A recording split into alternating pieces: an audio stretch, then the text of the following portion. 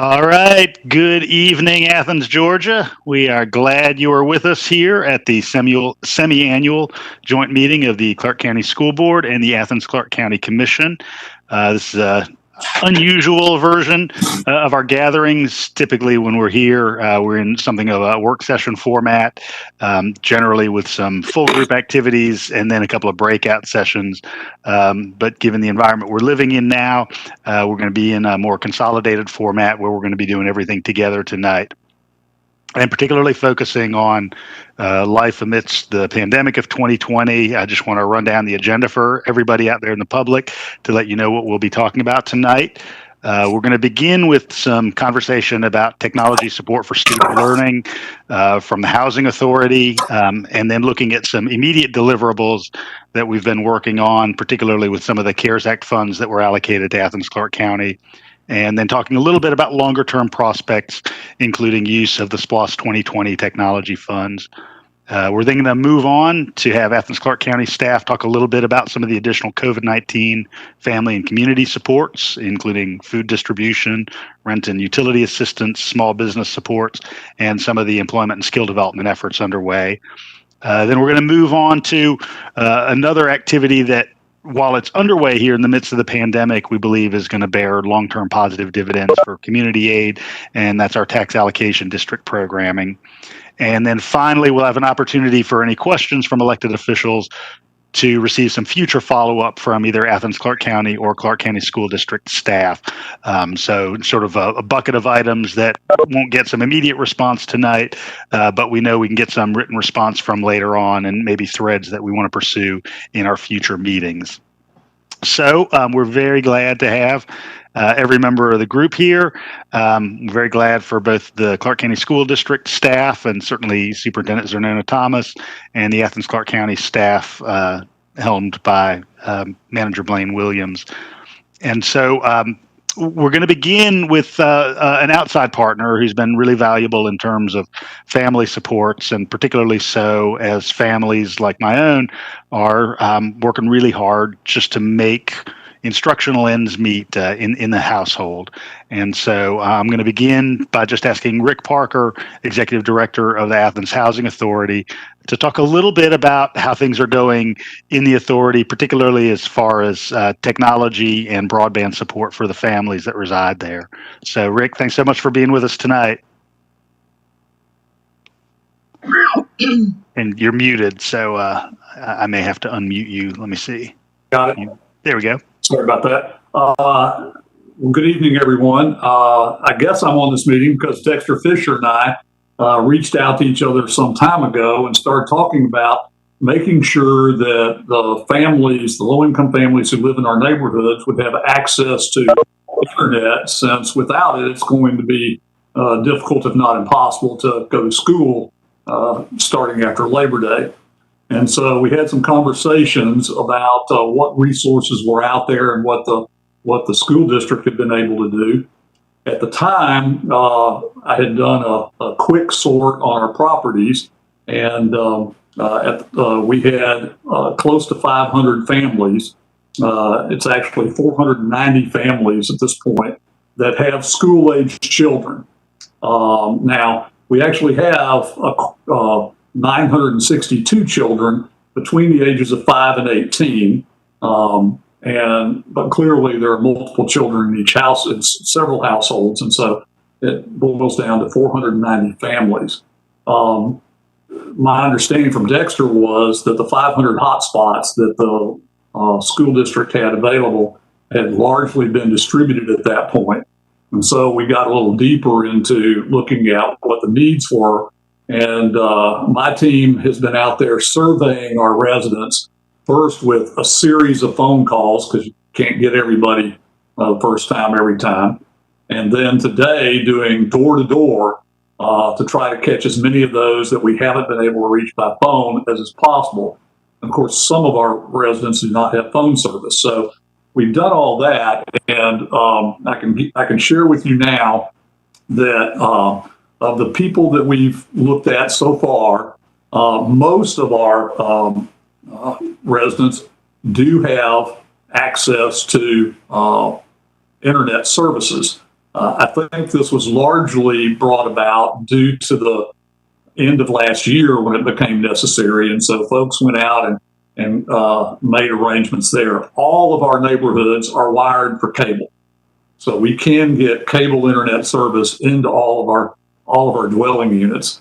It looks at this time, based on the ratios that we haven't gotten in touch with absolutely everybody yet, but using the sample size that we have and projecting off of that, it looks like we'll have between 65 and 100 families, and I think it'll be closer to 65 than 100 that will need additional support going into this school year. And so the Athens Housing Authority has been looking at how do we fill that gap. I don't know, Dexter, the last time you and I talked, I don't know what the status on the ability to purchase or share additional hotspots is, or whatever resources the school district happens to have. But we're looking at solutions to that right now. We think we have some fallbacks that will allow us to be able to get service into each one of our households. I spent a bunch of time talking to our friends at Spectrum and trying to figure out how that's going to work. We have determined that they'll take third-party checks on behalf of our residents if need be. So that's basically where we are right now. I'm going to pause and see if anybody has any questions, comments, or observations, and then I can talk about sort of where maybe perhaps we need to go from here. Questions for Rick? Greg? You're on mute. Greg, you're muted. I'll see if I can unmute him from my end. There it is. I'm sorry. Rick, just one thing, when we're talking about internet access, if we can also just be aware of discussion about speed.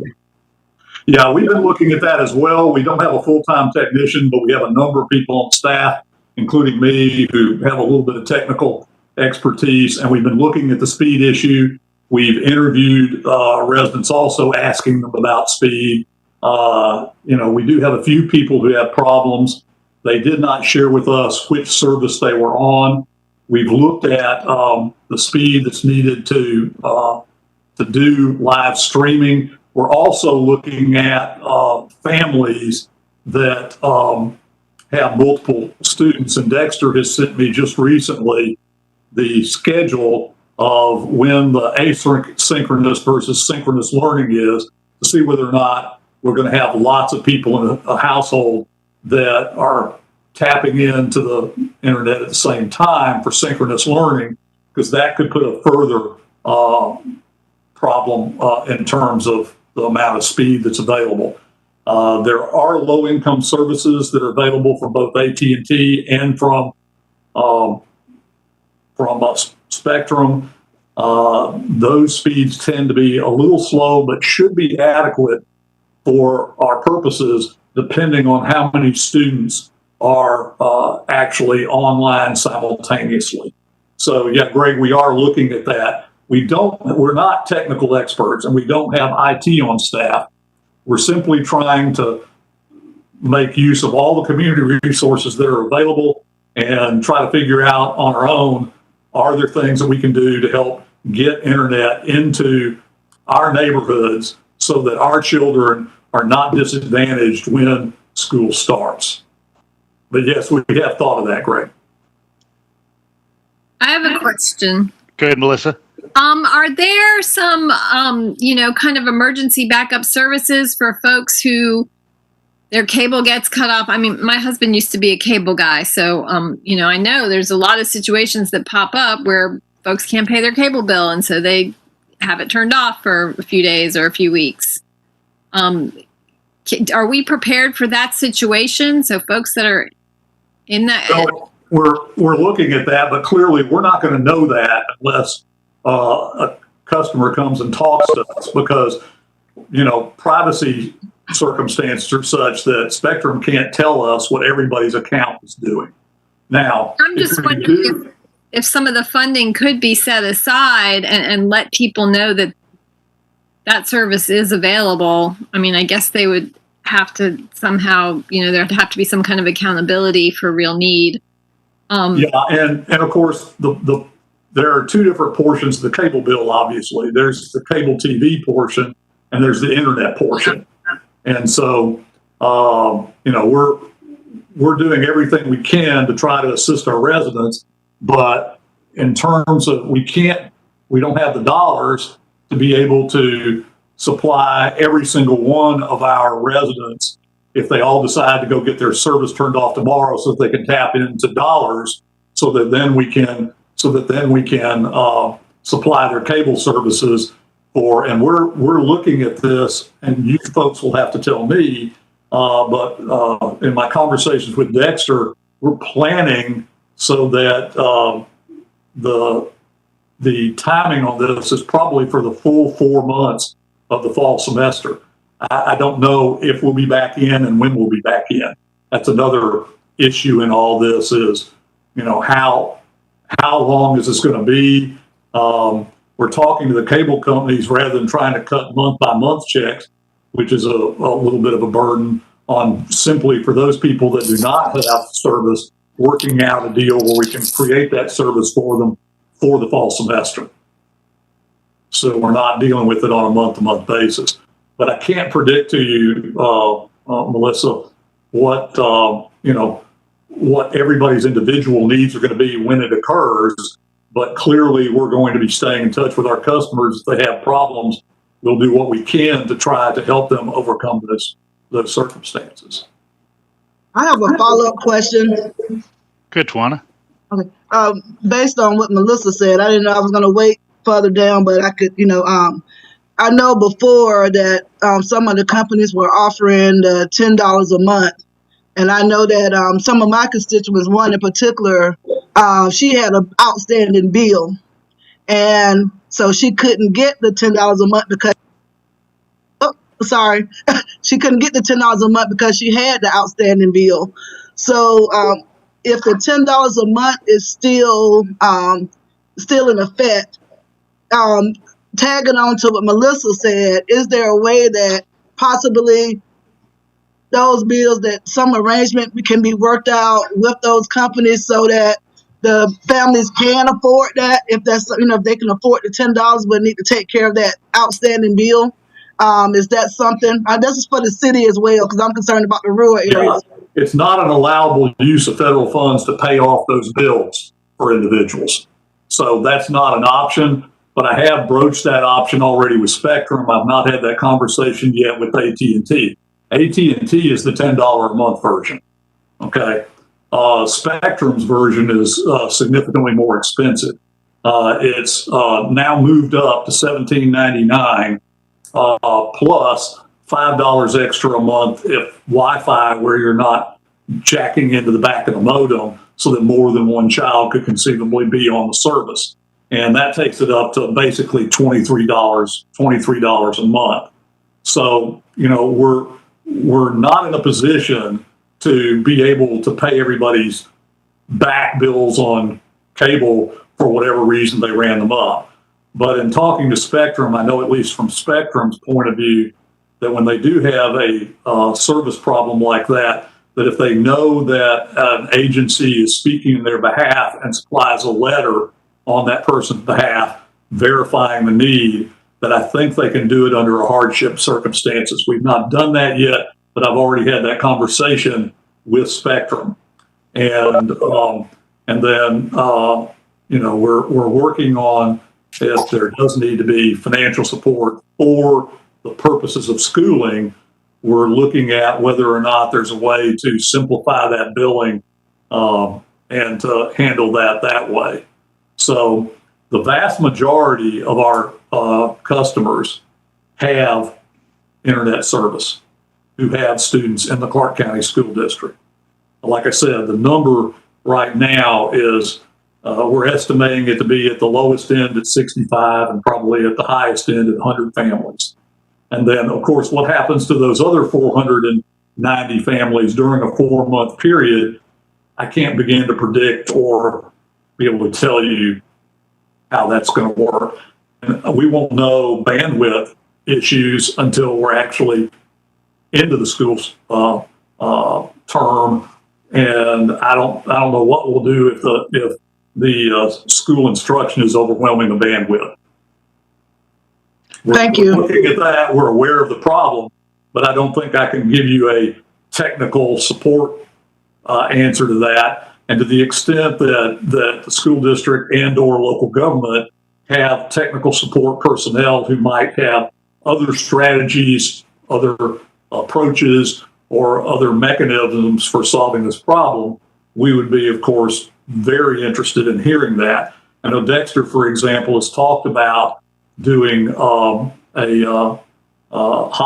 on buses. That's a problem, and it's the same problem when we looked at the strategy of perhaps putting hotspots in our community rooms for those or those neighborhoods that have community rooms.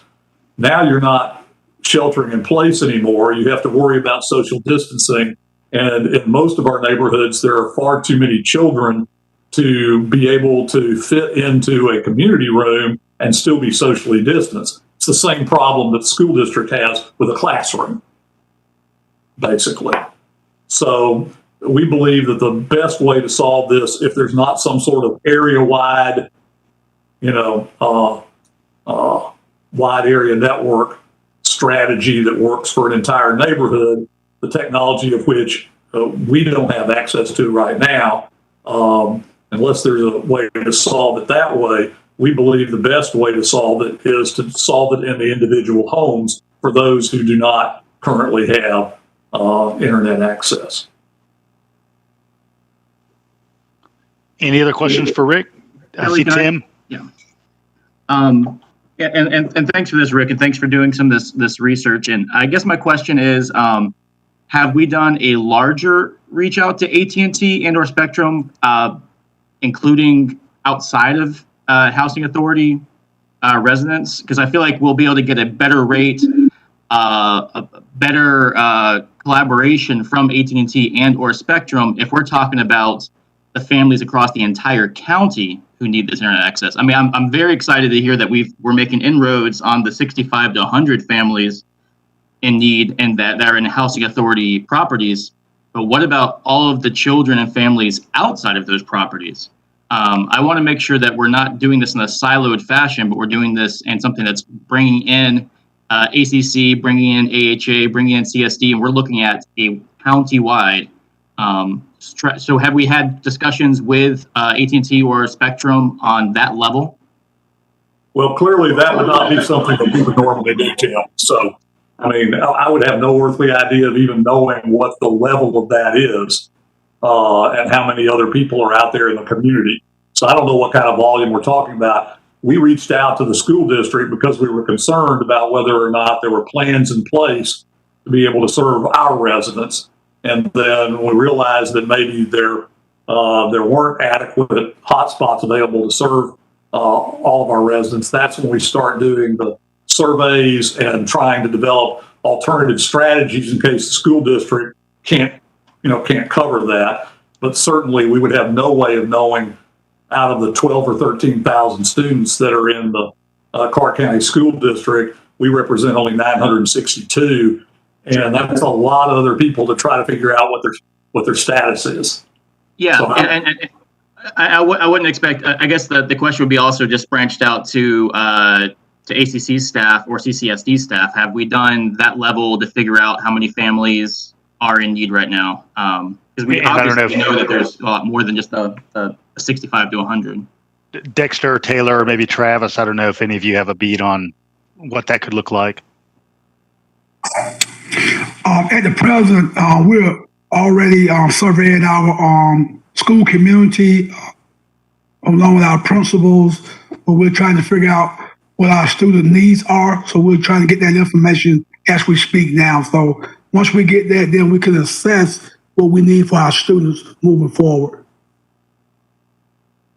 Okay, thanks, Dexter. And I guess what I would really like to be able to see, which I know I spoke at the previous meeting before, is just setting up some kind of program using some of the CARES funding, whether that's the funding we've already designated to the ARC or a separate fund that we come up with, maybe that is also contributed to from CCSD, where basically families can go ahead and reach out themselves and opt into this and show the need and have a way for us to be able to set them up. That's the way I would like us to be able to, and hopefully we can have AT&T be a partner in that, so that we make sure we're getting a guaranteed low rate, but also at high speed. Thanks, Tim. Melissa, follow up? Yeah. Has anybody reached out to churches? I know, Ovita, you mentioned your church. It just seems to me that these would be ideal kind of backup spots for families that don't have cable or that do have childcare needs. I know that a lot of families are making pods and they're kind of gathering small groups so they can maintain social distance. But in church buildings, there's a couple hundred of them scattered throughout the community, and most of them can hold 100 to 300 people, which means you social distance, you can get a lot, quite a few kids in there, and most of them have internet, or we could easily get it to them. Has there been any effort on that front? I don't know if anybody from staff or anybody else in the group has had some conversations with faith community managers or pastors. I don't want to put Mr. Harris on the spot. Mr. Harris, have you worked specifically with local churches? I know you have engaged with several different groups within our community.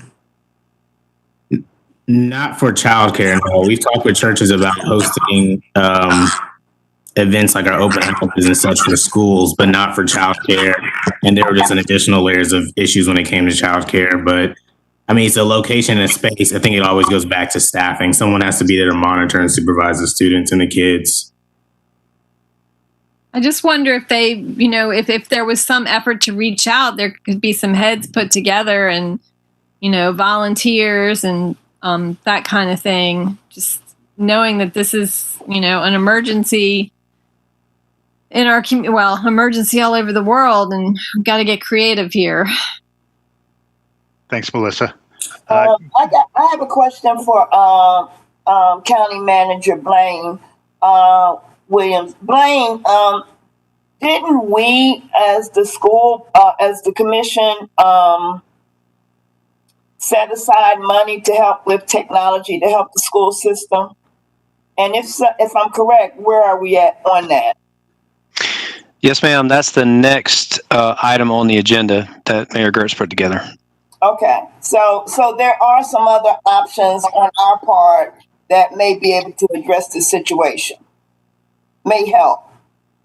Yeah, and I think this will probably be phased in terms of rollout. So I think what Travis and his crew from IT will talk about is, what we've got the dollars in the pipeline for very specifically right now, and then what the next couple of rounds may look like, particularly knowing that we have the ability to draw down some additional CARES Act dollars in the September 1st to December 31st window. I've got Mayor Gertz. Yeah. One other thing I do want to add, now we have ordered, district, we have ordered Chromebooks, but I want everybody to know, and most of y'all may already know this, those are on back order. And we have ordered laptops, so we're waiting to get those in, but because everybody around the country is trying to get the same thing that we're trying to get, those things are on back order. Hopefully we'll be expecting those soon, but just keep that in mind, that we got things in the pipeline, but, they're on back order right now. Just like my new trampoline. Everybody's grabbing all that stuff. Commissioner Edwards. Thanks, Mr. Mayor. Looking at broadband access broadly and who might need it and routing Wi-Fi to each individual home, I'm wondering, are the devices that are going to be distributed to the children's cell phone data enabled? So we can bypass Wi-Fi needs across the county. You're asking if they have built-in like cell phone capabilities? Yeah, could they pick up cell phone data instead of having to rely on a Wi-Fi signal? No, they can't. Okay. Thanks. All right, y'all, just kind of moving forward, sort of dovetailing into what we've already allocated some CARES Act dollars for. I think we've got Travis Cooper with us, who's our technology director. Travis, I don't know if you want to begin, or Blaine, you want to kick off the conversation there? Yes, well, I'll just mention that to Commissioner Thornton's question, the Mayor and Commission recently allocated a little over $500,000 towards beefing up our Wi-Fi capability at various community centers. Travis Cooper, our Chief Information Officer, is going to give us a brief update about that. Thank you, Manager Williams and Mayor Gertz. Excuse me. A few months ago, we met with Lawrence Harris about the need for students' internet capabilities. And so we kind of put our heads together and realized we have a lot of great facilities within our leisure services department throughout the county that have a lot of open areas, parking lots, pavilions, covered shelters, et cetera, that we could broadcast a signal out and students could learn from their parents' car or at an organized event through the school. And so we started looking at what it would take to actually provide a wireless signal. So our facilities at the time did not have any sort of outdoor access. A few of them had indoor access, but that was basically it. So we began in earnest to try to at least start a pilot program where we could have 2 facilities up and running, test the bugs out. And over the past month or so, this has kind of taken a life of its own, and we've really pushed to just put everything that we can into all of these facilities and provide the best access we can in the time allotted. So with the CARES Act funding, we were able to procure wireless access points and all of the software needed to run such a project successfully and securely. So we were able to identify 14 facilities that we are currently installing all of the cabling, the internet access, and the access points to provide Clarke County students with wireless internet access to do their schoolwork. Currently, half of the 14 facilities have all the cabling run. Our wireless devices actually showed up today. Thank goodness they weren't on back order. And over the next 2 weeks, we will be installing an additional internet capacity at each of the locations to support more students. It's going to be coaxial internet access, a typical business line. Due to the time constraints, we were unable to get fiber installed, which would maximize the number of students that we could house. 4 of our facilities are fiber backed, so we can house at least 100 students synchronously at the same time on a Zoom meeting. The other facilities will have charter internet access, and we purchased the additional ones so we would have no impact on current ACC operations, because all the employees need to have phone service, email, access to the applications that they use on a day-to-day basis. So we project that we can probably house about 575 students at one time synchronously over Zoom through this. The Clarke County School District has provided, or will provide, Clarke County with 4 additional wireless transmitters, which will directly get a signal from the cellular carriers, and we can project it out. And those numbers are a little iffy at the moment. We're not sure how good they are, but we will install them, do the best we can, and if we need to reassess and purchase additional internet access at those locations, we will. So that's where we are right now. And Travis, I want to also mention that, even with the equipment that we bought, the limiting factor is the pipe that provides us access to the world.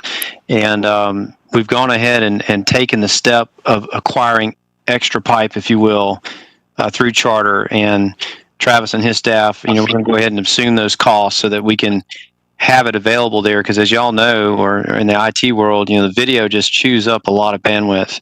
And when you have multiple students at the same time, I know I'm preaching to the choir here. I know y'all are struggling with that as well. But I want to thank our IT staff, Travis, our central Services Department staff for helping with the cabling and the wiring, and our Leisure Services staff as well. They're all doing an outstanding job, and they're wanting to do their part to help out the school district with the monies that the mayor and commission have given them. I really appreciate that. My concern again, not to be a hummingbird, I'm a scary bird really right now as I think about access again to the more rural areas, because some of these same spots, are they the same spots with the housing authority? Are we serving the same people? I mean, can you speak to that? Yes, ma'am. And if I might, I'm going to flash a slide that shows which facilities this will be at, and I will provide you the few slides that we have on some of the topics tonight, plus the TAD presentation afterwards. And Ms. Matt, if we can hold on, the next item on the agenda is talking about the SPLOST 2020 broadband project, which we would then talk about the outlying areas. But real quick, I'll share this slide. I don't think we have any duplication with the Housing Authority on this. And so, and I would mention this, and Travis certainly help correct me if I'm mistaken. So all of these different facilities that you see, Lake Park, Linden House, they all have varying capability. They have of internet access. I believe Lake Park and Rock Springs are both connected via fiber, so you know we can handle it. The other ones we're having to work more and augment, and we're researching, additional possibilities, and even looking at running fiber to some of these facilities as well.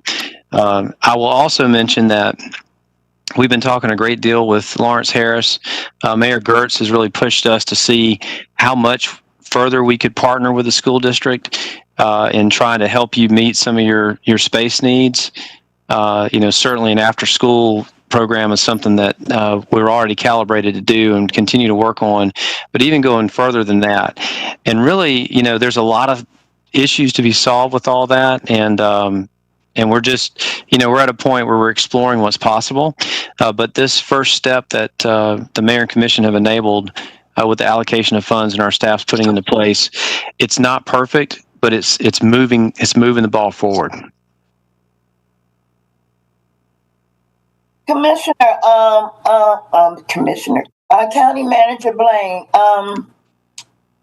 when I was looking at that list, can you post it back, please? Yes, ma'am.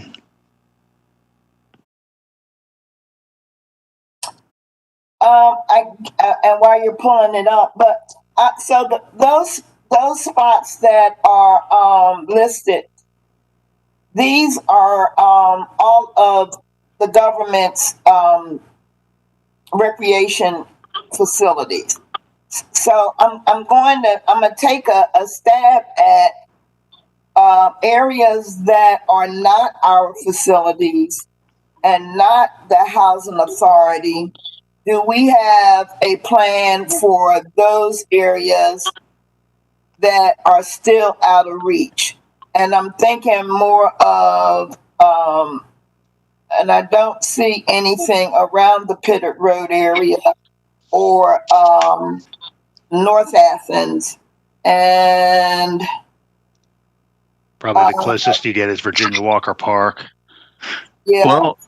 Well, Mayor, with your permission, should I just go on into the next agenda item that will maybe answer some of the questions Dr. Maddox and Commissioner Thornton came up with? I think that would be good, Blaine. And the last kind of word on the short term before we look at how this bleeds into the out year opportunities is that I'll say, I very much have thought that, if we're limited by broadband access to something like 600 slots, maybe we begin with a daycare program that operates not unlike pre-K, where, as a parent or caregiver, you sign up your child for your preferred pre-K option, but then have some secondary options, because we just know we've got so many families that rely upon some daytime care, and we want that daytime care to be high quality in every way, obviously including access to the technology resources that are necessary in today's world for instruction. So anyhow, Blaine, if you guys could go ahead with that next piece of it, then we can tie a bow on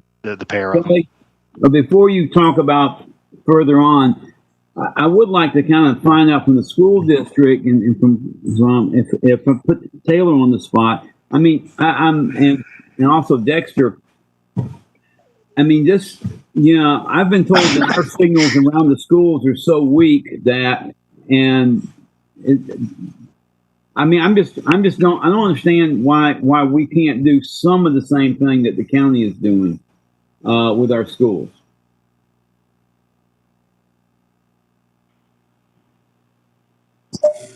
What's your question, Mr. Davis? What's the question? The question is that can we duplicate what the county is doing in their recreation? So, for example, like in the J.J. Harris parking lot. Right. We are. We've got pricing back to extend our signal into the parking lot. It already goes to the parking lot zone, but we've actually got pricing just to get it a little better. Probably won't go farther than the parking lots though. But yes, we're doing that.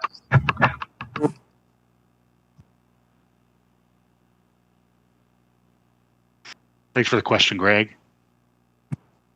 Okay, well, if I could share my screen again, I'll take us to the next topic, which really I think will answer some of your questions and talk about the future.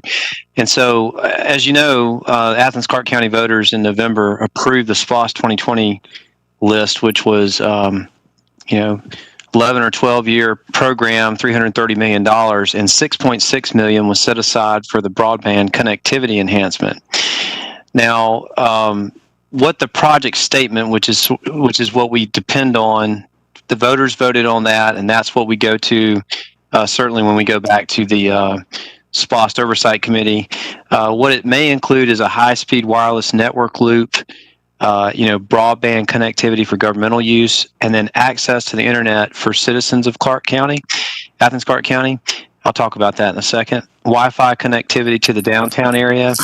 And here, Commissioner Thornton, Dr. Maddox, enhancing connectivity geographically in Athens-Clarke County and allowing for partnerships with outside entities.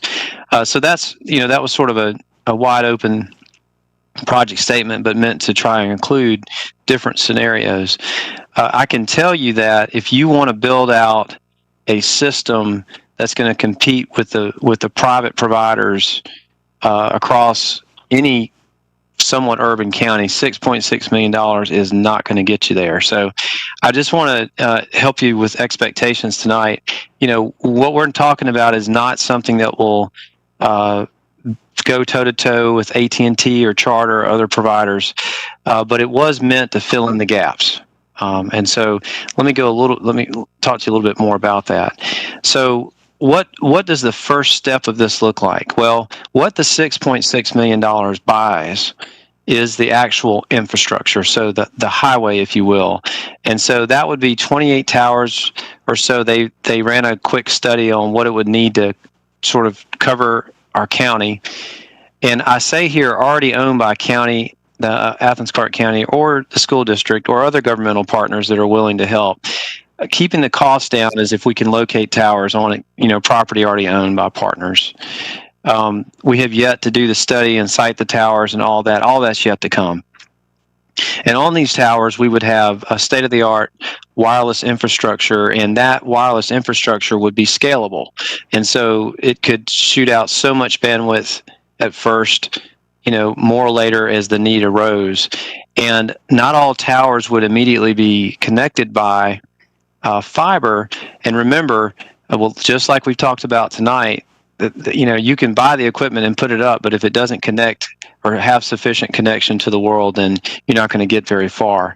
And so what we would do to have the towers connect with one another would have what's called microwave backhaul. So some of the towers would communicate the data needs back and forth through microwave.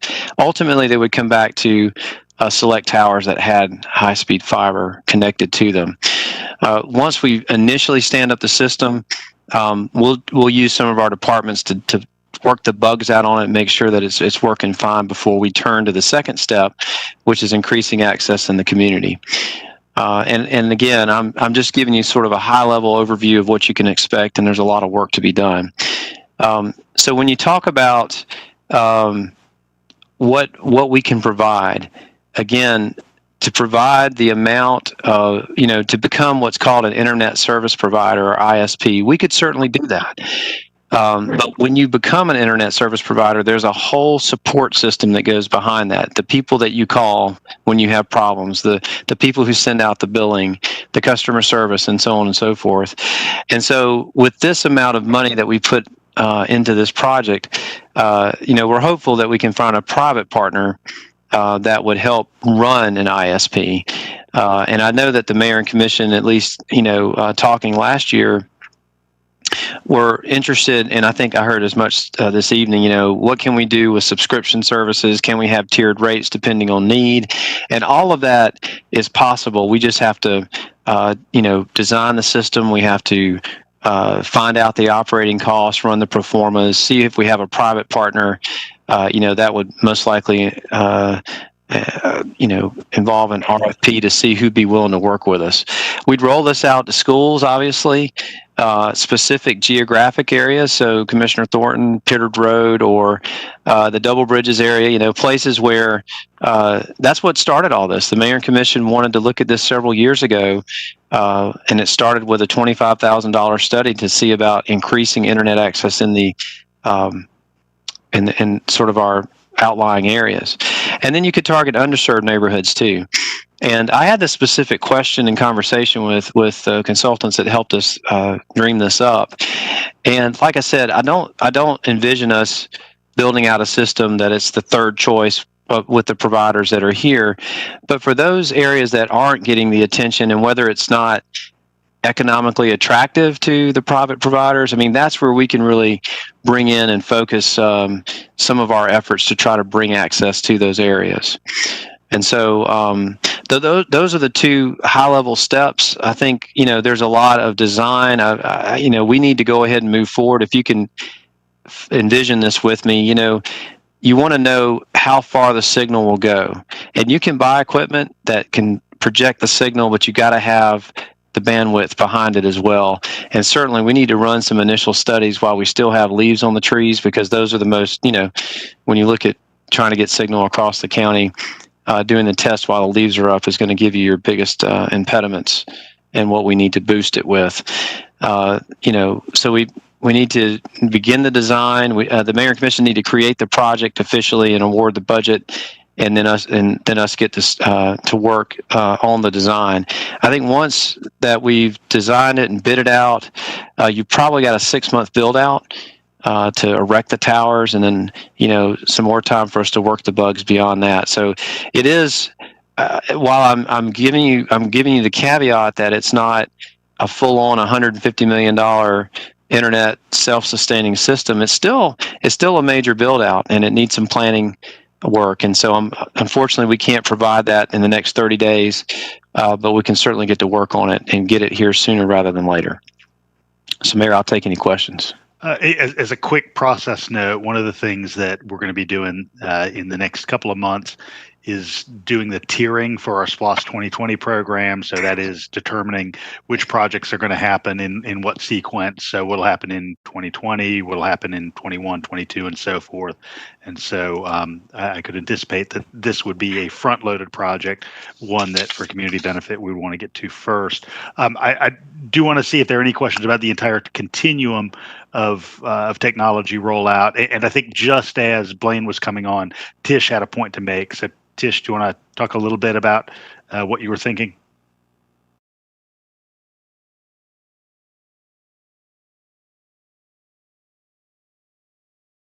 I think you're There muted. we go. I am. No, I was trying to find the mute button. So I was just remarking, maybe Dexter could discuss this idea that I've heard him speak about, of putting hotspots on school buses and taking those school buses out to neighborhoods for certain parts of the day or week.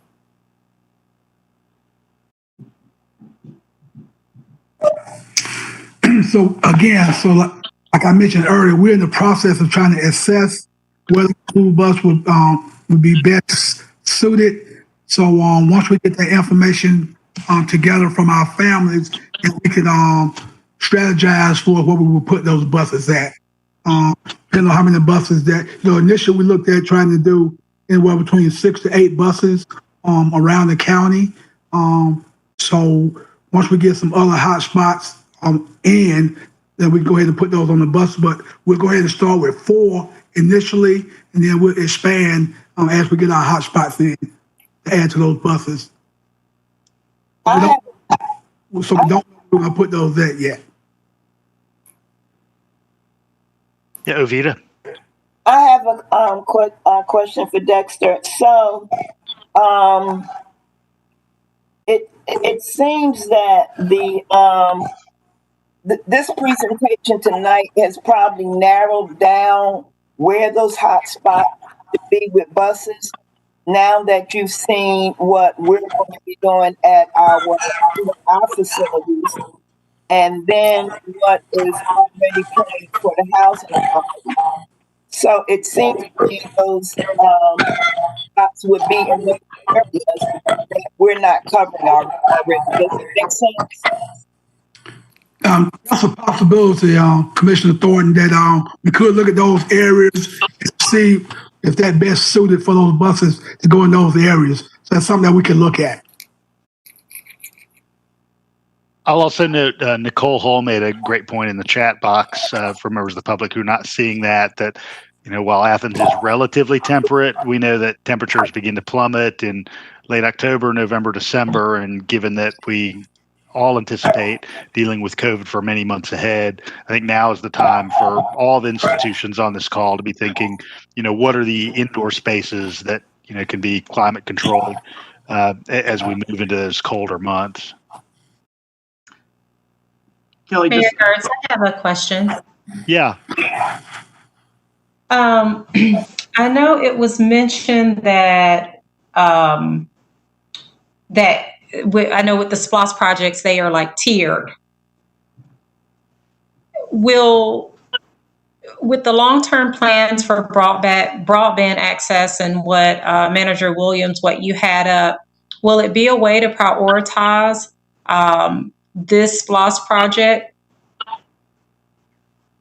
So your lobbying right now is a good note to encourage commissioners as they tier these projects this autumn to front load our SPLOST 2020 package with this one, which is a pitch I would make. And if I might help, just a couple things, Mayor, may help everybody. So earlier this year in February, and the voters gave the Mayor and Commission this authority to go ahead and float some bonds, and so we can borrow some funds, and the Commission did because some of these projects take, like the Classic Center and the facilities space project. These can take several years, and if we borrow all the funds right up front, then we're paying interest on that, and we don't actually spend them maybe for a year and a half or so. So they borrowed a first set of funds, they can go back and borrow more.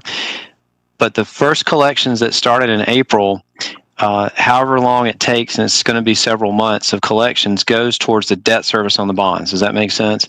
And so after that, and there will be some funds left over this year that the Mayor and Commission can program for whatever projects they want to. And that's the thing. If you borrow too much money, then you're really pushing a lot of other projects further out into the program. But Dr. Gant, you're exactly right. Once they do the tiering, that's going to really set the stage for how those projects are going to roll out over time. Okay, thank you. And thank you, Manager Williams. My second question was related to that. You mentioned that right now we're really trying to fill in the gaps. We won't be able to solve the whole problem.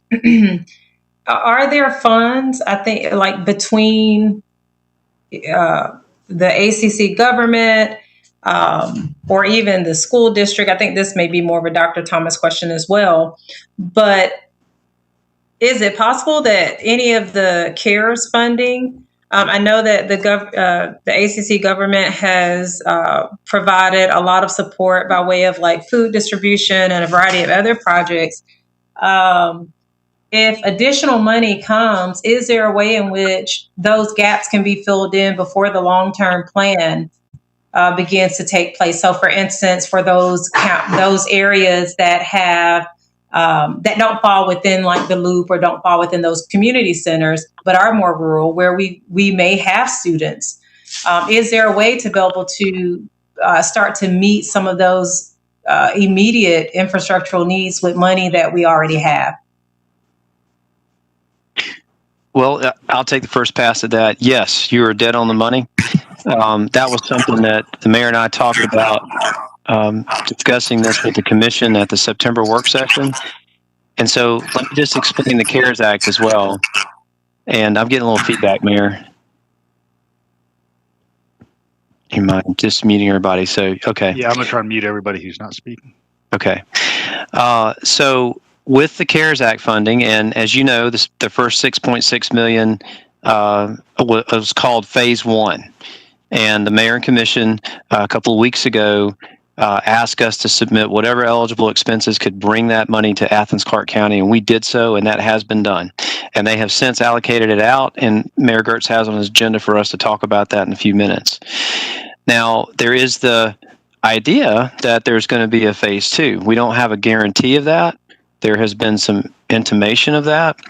And I want to be clear about this because it's not very intuitive for people to understand this whole thing. And we've really sat through a lot of webinars and appreciate the state associations like the Georgia Municipal Association helping us understand this.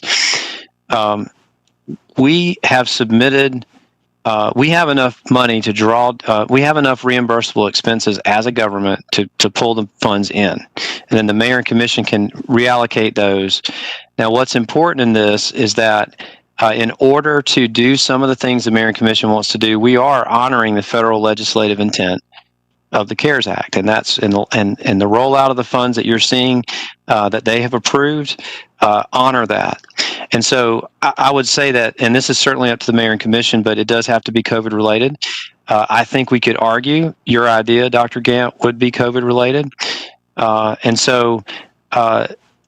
Continuing community relief has been a theme that the mayor and commission have been consistent with ever since this pandemic started. But I do think that you could reserve some blocks of those funds, and the amount we're talking about could be up to $15.5 million. And so Dr. Gant, you hit on something we were just talking about this morning, is that we could add this to the 6.6 million. We could pre-fund that project. We could get things moving and perhaps even augment it. As one of several projects the mayor and commission may be interested in funding. And Thank you, Manager Williams. I saw Tim's hand also. Yeah, thank you, Mayor. And I guess really in that same lane there of the filling the gaps, as Dr. Gant brought up. I mean, that's where I see, like, if I want to make sure that we're actually getting the people at the table to, again, offer internet access in people's homes. We talk about how we're trying to make sure we have an equitable community. Equity is the key word that we all talk about so often. And we can't act like it's the same to have access to internet by parking next to a school bus or hanging out at a park, while so many students' peers have access to internet 24 hours a day, 7 days a week in their home, a comfortable home, in their bedroom, wherever room they want to. That is a completely different experience that's going to give an amazing amount of privilege and your ability to do schoolwork, but also beyond schoolwork, even for people trying to apply for jobs or apply for SNAP benefits, or just be able to stay in touch with their family members during this pandemic.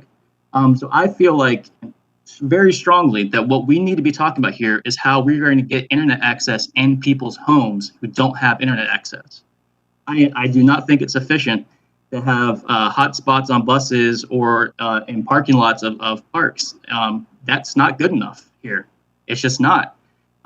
So whatever we got to do, whatever funding we have to pull, I want us to be talking about a plan that we can work with AT&T or Spectrum or both, with the school district, with the county, whoever else wants to partner with us, to set up a system to make sure that we can ensure that every family has access to internet in their home as long as the service is available.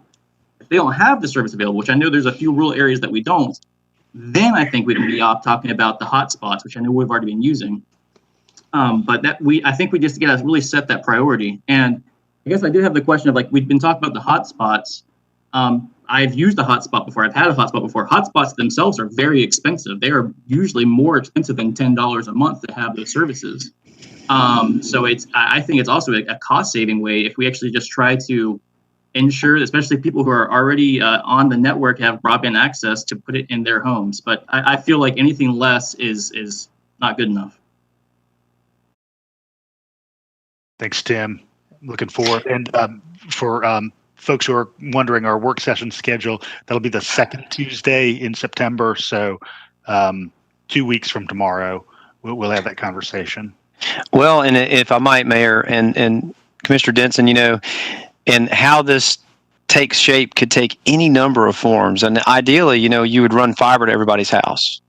And so, but that is a huge monumental undertaking. And so we're going to try, access is a priority, as said by the funders. I mean, the voters, who are the funders.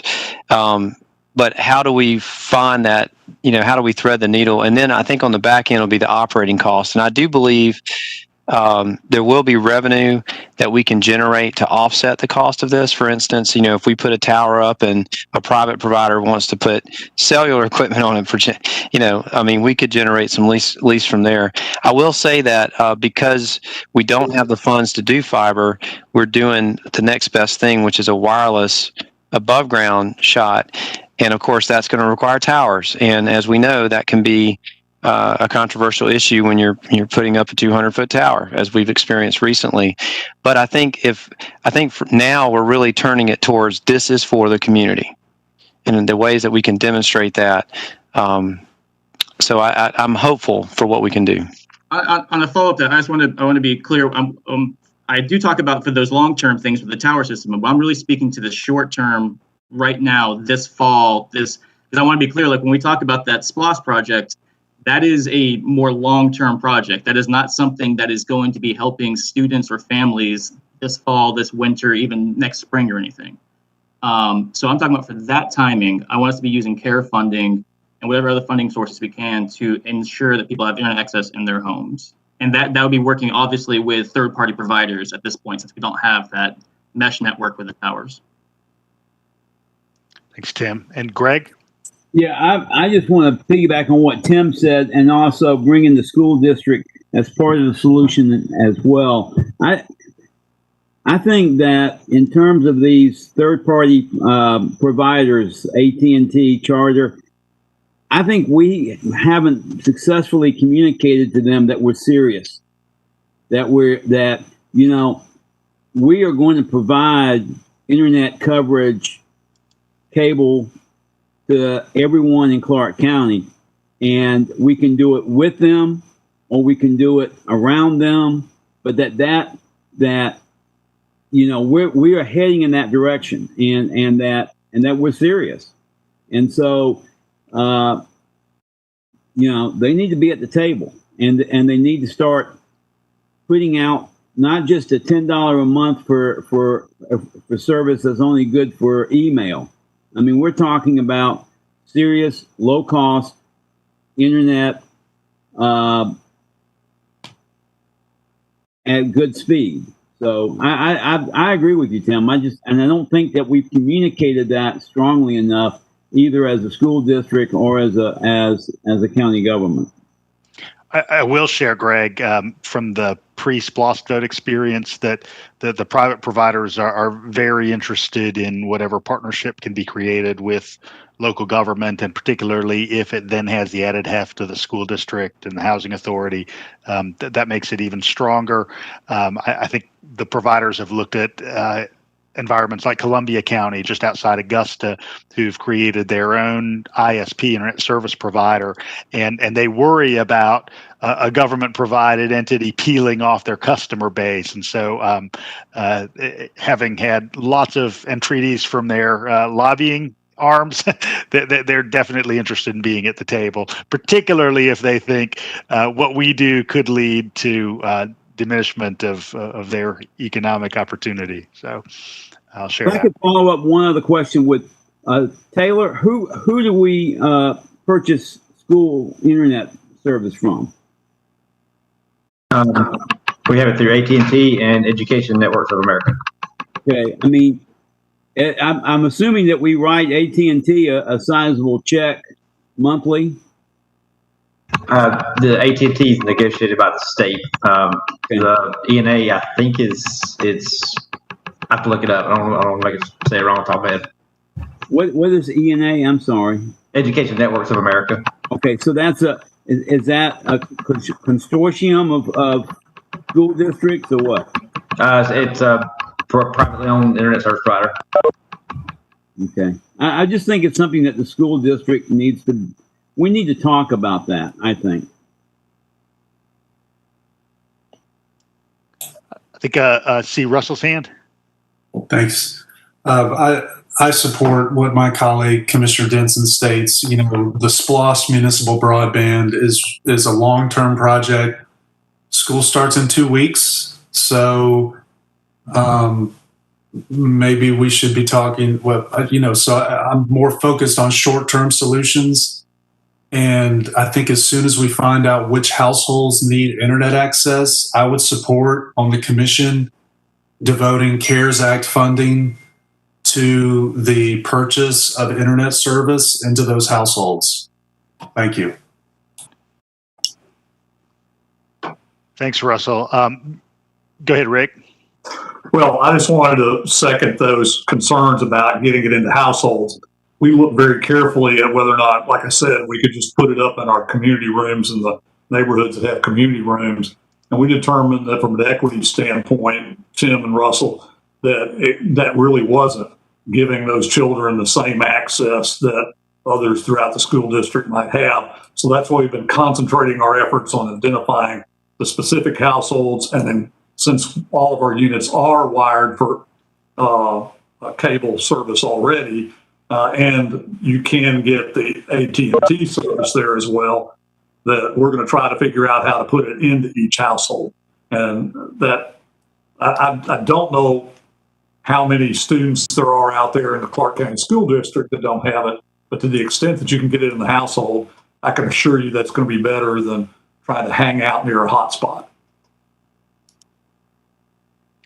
Thanks, Rick. Yeah, I'm similarly interested in the sort of both and series of propositions. I mean, if we can create small or modest clouds, particularly knowing that at least part of the dynamic, as Blaine described earlier, is figuring out where we've got fiber. So if there's a trailer park or a small neighborhood or, a series of businesses that are on a fiber line that might be able to have a public transmitter there, that'd be beneficial. So this question is for Dexter. So do you have any idea what school is going to look like in 2 weeks? I mean, maybe this is some new information you got to calculate it in, what we're bringing, what the housing authority is bringing, and the areas that are still underserved. But is there any type of image of what 2 weeks will look like? I'll let our superintendent, Dr. Thomas, answer that. I think she's better equipped than I am to answer that question. I was actually about to speak. So one thing we're already doing, Ms. Thornton, is every school is reaching out to every family, using contact numbers they have, using emergency contacts, utilizing our social workers to assist. We are trying to make contact with every family to see what resource they have, what resources they're in need of, and also what's available in their community to give us some insight into where we need to go next in order to support our families. So our schools have been calling. Some schools have pretty much already completed that process. Expectation has been very similar to what you would see with parent-teacher conferences. Our goal is to have 100% and utilize whatever additional resources we have. Now, when you say what will school look like in 2 weeks, that I'm not quite sure what you mean. Oh, that you're going to open in 2 weeks, and now we've heard some of the things that are available. And maybe you can't tell us tonight because I'm sure you're hearing for the first time like we are, what the government is doing. But I just think that I agree with Tim. Some of the stuff we're talking about is long range, and I think 2 weeks is going to be here before we know it. And I just thought there might have been like maybe we know we're going to put a bus with a whatever and Pinewood. You know, we know we're going to do that because that is, you know, not connected to any of the other resources. We know we're going to connect Bethel with Thomas Lay Park. That's what I meant. But if, like I said, some of this information may be very new, so that might be a premature question. So I'll back on that. So I get what you're saying. So really wanting to know in terms of the infrastructures we build in for internet support, what is our plan 2 weeks out for what resources we will have where? Is that pretty accurate? Yes. And that is not something I can answer today, but that is something that can be a priority. And I'm sure already is with Mr. Duke and Mr. Fisher and, you know, even working with Mr. Gaskins, our Chief Academic Officer, to make sure that we have as many areas covered as we possibly can.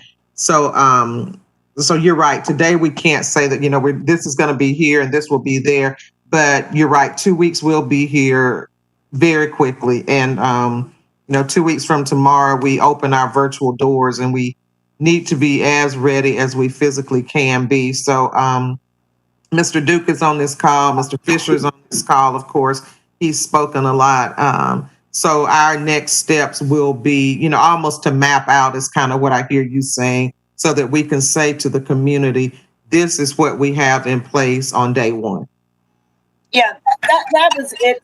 And before this call, again, and I thank County Manager Williams, you didn't even know what we had to offer or were bringing to. So now you have more information that you can kind of put the pieces together. This has been helpful for me. Dr. Thomas. Okay. Yes, ma'am. In the event that some of these rural areas do not have internet in their homes, or will they be given packets until they have internet? Mr. Gaskins and his team have been working on that, and we also have to have a packet plan or an alternate instruction plan for our K2 students who don't have devices anyway. So they've been working. I see he's already unmuted, so I'll stop talking and let him jump in. Right. We're trying to do something a little more rigorous than packets. Packets were basically used for review and practice. We're trying to design more choice boards, more activities that students can do that introduces the new content, that they can learn the new content with their families or on their own. We are not against using packets, but we know that packets may not be the best instructional way, but we are trying to be able to provide activities that students can do in lieu of just doing packets solely. Yeah, I was saying packets, but I just meant, yeah, would they be provided with something, you know, and not be just left at home, be left behind? That's what I meant. Yes, ma'am. And we know that our kindergarten through second grade devices are in back order. So teachers now are designing alternative activities that don't require, you know, a device, that students can still be learning new content. Thanks, Brandon. Any other questions about the continuum of technology opportunity before we move into the kind of community-wide family and support activities that we funded? Greg? Yeah, I just posted my understanding in the chat about what's needed for Zoom video conferencing, and I don't know if I'm accurate. I'm not a technical person. I feel like what's missing here is really getting back to the speed. What speed do our children need to have the kind of instruction we are trying to provide, both live particularly live, because my understanding is that takes more bandwidth. So can somebody answer that question about what would be the ideal level in terms of speed? I don't know if Taylor or Travis want to tackle that.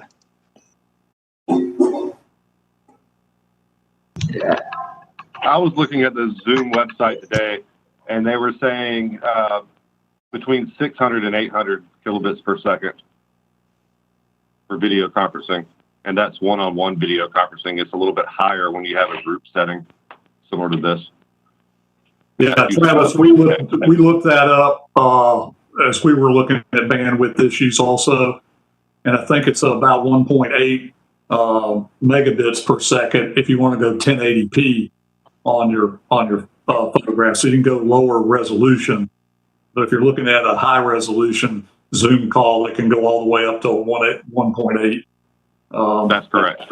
Mbps. So can somebody translate that? That's megabits per second. So imagine that you're on Netflix. That's about kind of what you're talking about in terms of. Yeah, it's like it is streaming video. I mean, I think my son's just trying to figure out how he can do his lessons and play Fortnite at the same time. So we'll be working on that at home. Any other technology questions? I had a quick one, Mr. Mayor. Yeah, Russell. I was looking at history and the flu pandemic we dealt with in 1918. A lot of our classrooms converted into outdoor classrooms with tents and masks and fans, specifically tents and fans. It's easier to mitigate an airborne virus when you're outdoors. So I'm curious, the technology is obviously a big hurdle here, trying to figure this out 2 weeks, in 2 weeks. What thought has been put towards outdoor learning? Thanks.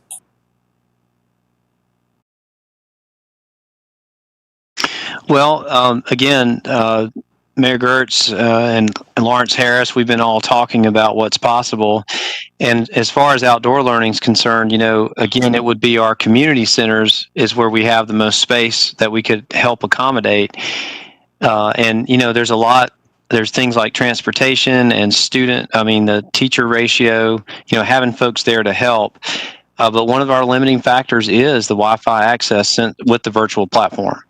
And that's why I understand that and the need to get this into people's homes, but in trying to, bolster what we have to offer in case we do go that route. And certainly, I think with after school as well, that's why I think the Mayor and Commission, we're investing in our community centers right now. Yeah, thank you, Manager Williams, but I was referencing outdoor learning at the school campus in particular. I'm sorry, sir. That's okay. Dr. Thomas, I don't know if you want to talk about what phase one might look like when the metrics that you've done a great job laying out would be met, if that would include or could include an outdoor component for greater spacing and air access. I will start, and again, Mr. Gaskins, you can jump in. I think phase one will definitely have flexibility in that and utilizing as many of our school spaces as we possibly can, yet recognizing that we seem to be in 40 days and 40 nights of rain right now, and I don't know how that's going to extend. So, being flexible, yet recognizing that we can't 100% depend on having outdoor spaces. Some of our schools do have pavilion type areas, but most of our schools, even if they have some outdoor learning spaces, those spaces are not covered spaces. And so we are having to be as flexible, as I said earlier, as possible with utilizing what we have. And the other thing is we don't know, even when we go back to a phase one model. Well, we do know initially with phase one that it will be a small group that begins our special education students. And, then we've talked about maybe going to a phase two that might actually be all of K-5. So that model that Nurse Amy Roark presented is fluid and it's not 100% definitive. But we do know that we'll start with a smaller group and that will give us more building space to spread those students out. Mr. Gaskins? And yes, Dr. Thomas, I would just add to that as we talk about our students with disabilities. Also, I spoke to Heidi Hill, our Executive Director of Special Ed, about using outdoor space for physical therapy and occupational therapy as well. So as much as we can use outside space and spread our students out as possible, we're planning for that.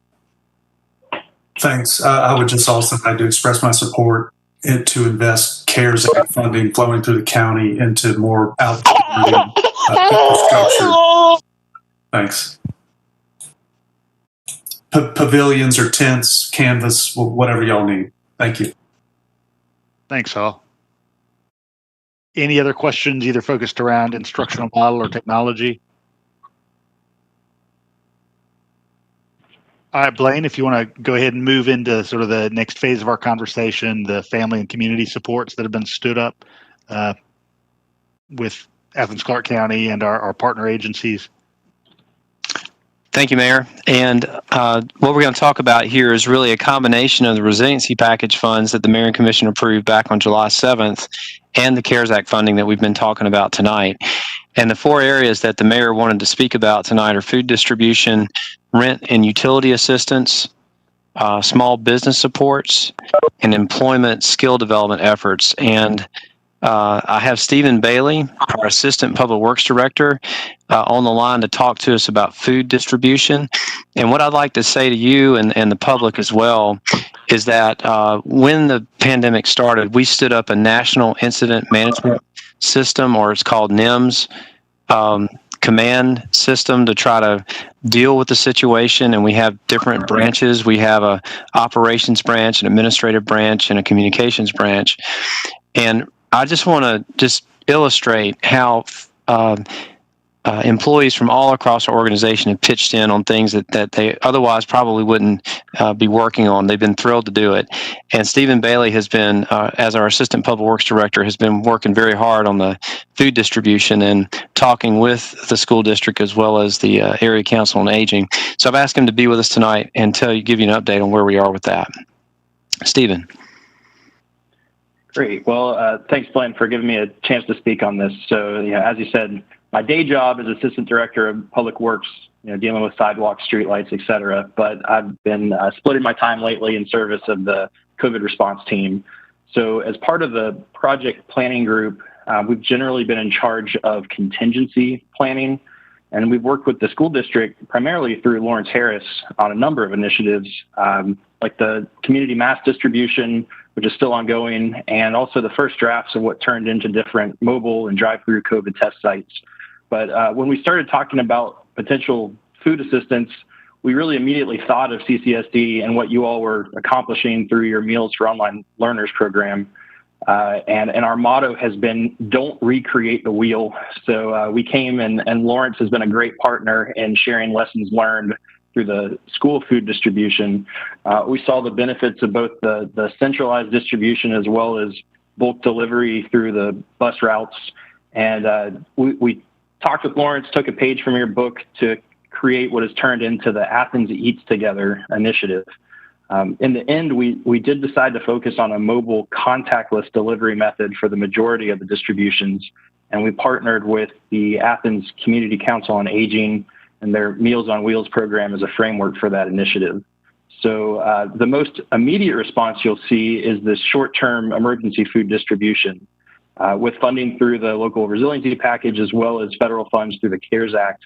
ACCA is prepared to serve up to 10,000 residents, providing a variety of prepackaged meals, fresh produce and commodity bags, and shelf-stable supplies as early as mid-September and going through at least the end of the calendar year or longer, depending on the continued need. And I've got to say, ACCA has some great thoughts on how to make this work, and they're partnering with the community leaders, Los Promotores, other community groups to help with some of the bulk deliveries. They've also partnered with a Georgia Grown initiative so they could provide community-wide local produce and fresh meat distribution, and they'll provide vouchers for this to the Athens Eats Together recipients. And I did want to point out that while this started as an emergency response to, a potential short-term food crisis, we also realize that food insecurity is a systemic problem in Athens especially, and our community partners have urged us to make sure we're fostering a more sustainable response to that problem. So, while short-term informal food assistance is still a big piece of this, we're now also looking to see how we can help with long-term sustainable efforts as well. And that would include collaborating to assist eligible residents in accessing SNAP and WIC benefits, as well as offering some networking and resources to organizations who work to redirect food waste to benefit our food insecure residents. To kind of briefly touch on where we are with those, we've been working with food waste diversion partners, including Campus Kitchen and Concrete Jungle, to see what resources are needed for their efforts. And we also have a few upcoming proposals from organizations that would like to hire SNAP and WIC benefits navigators to help eligible families enroll in what we know are locally underutilized programs to provide immediate financial assistance to our most vulnerable residents. So we're hoping to bring some of those proposals to Mayor and Commission in the near future as we begin discussing uses for those next phases of the CARES Act funds. And that's a brief overview of, there's a lot more, but that's pretty much the elevator speech of what we're doing. And if I might, Mayor, I'd like to show the timeline that we put together for the resiliency package to give you a sense of the initial $5+ million that the Mayor and Commission approved and did include food assistance. And we really tried to project what this could look like based on what we knew back then. And if I might, I'll do this briefly. It might help everyone. Thanks, Blaine. And as Blaine's getting that up, I'll just highlight something that Stephen mentioned, which is underutilization of SNAP and WIC. It's pretty solid estimate that there's about $20 million of SNAP and WIC funds together left on the table every year in Athens-Clarke County, something like 17 of SNAP and 2 or 3 of WIC. So really tons of existing aid that we just want to make sure gets to people. So go ahead, Blaine. Thank you, Mayor. And I know this is a busy chart, but if you'll bear with me. So, going back into June, what we were looking at here along the top was sort of how we were treating this as a government with our own operations. And of course, the first couple of months there, it was just lockdown. We didn't know what to expect and what was going on. And then we've slowly transitioned into a limited access type approach. But we were trying to bracket that these red lines that run vertically with, certain things that happened. And so we began to get some behavior modification and even some physical modification of space. But we saw that, and much like the experts are telling us, that a virus resurgence would occur in tandem with the flu season, which I know you are also focused on. And so that initial $5 million, when we didn't really know that the CARES Act funding was coming in this form, we worked with the Mayor and Commission to spread it out over this next year and hopefully get us, you can see here, hopefully, just under this time next year that we have the vaccine being distributed. Now, I think we all know that's a Herculean effort in terms of vaccine rollouts, but we're hopeful. And so, along the top here, and I'm going to talk about some of the financial assistance that's been put out there, but trying to help the vulnerable populations. And again, our attorneys did a lot of research on, the gratuities clause and what we could immediately fund, and certainly indigent services is something we could do. Dr. Ilka McConnell, our economic development director, is going to talk briefly about the Community Corps program here, which would run this next year. We're going to continue to partner with the public health partners, and Dr. McConnell will also talk about the low interest or no interest business loan program that's being set up that the Mayor and Commission allocated funds for. And here at Food Distribution, what Stephen and his colleagues have helped to put together is a pretty expensive undertaking to make sure that we're trying to get at food insecurity. And that, I think we estimated to be about $160,000 a week to do that, and working through our partners. So you see it right here. We put it right in the heart of flu season, and thinking that there's a resurgence there. And so the Mayor and Commission those funds are there, and they're waiting, for things to take place. And we know that things are bad now for certain folks, but And that's where I think the CARES funding and partnering with the Area Council on Aging is helping as well. So I wanted to introduce this timeline to y'all so you understand the relief that the Mayor and Commissioner are rolling out. We're trying to, with what we don't know, what little we know, trying to be prepared for the future and what it may bring to our community. Thank you, Mayor. Thanks, Blaine. I can roll straight into the next topic if you like. Yeah. Okay, rent utility assistance. So the Mayor and Commission did approve, and let me go to that. Give me 1 second, y'all. Juggling several PowerPoints here. Get this one back up.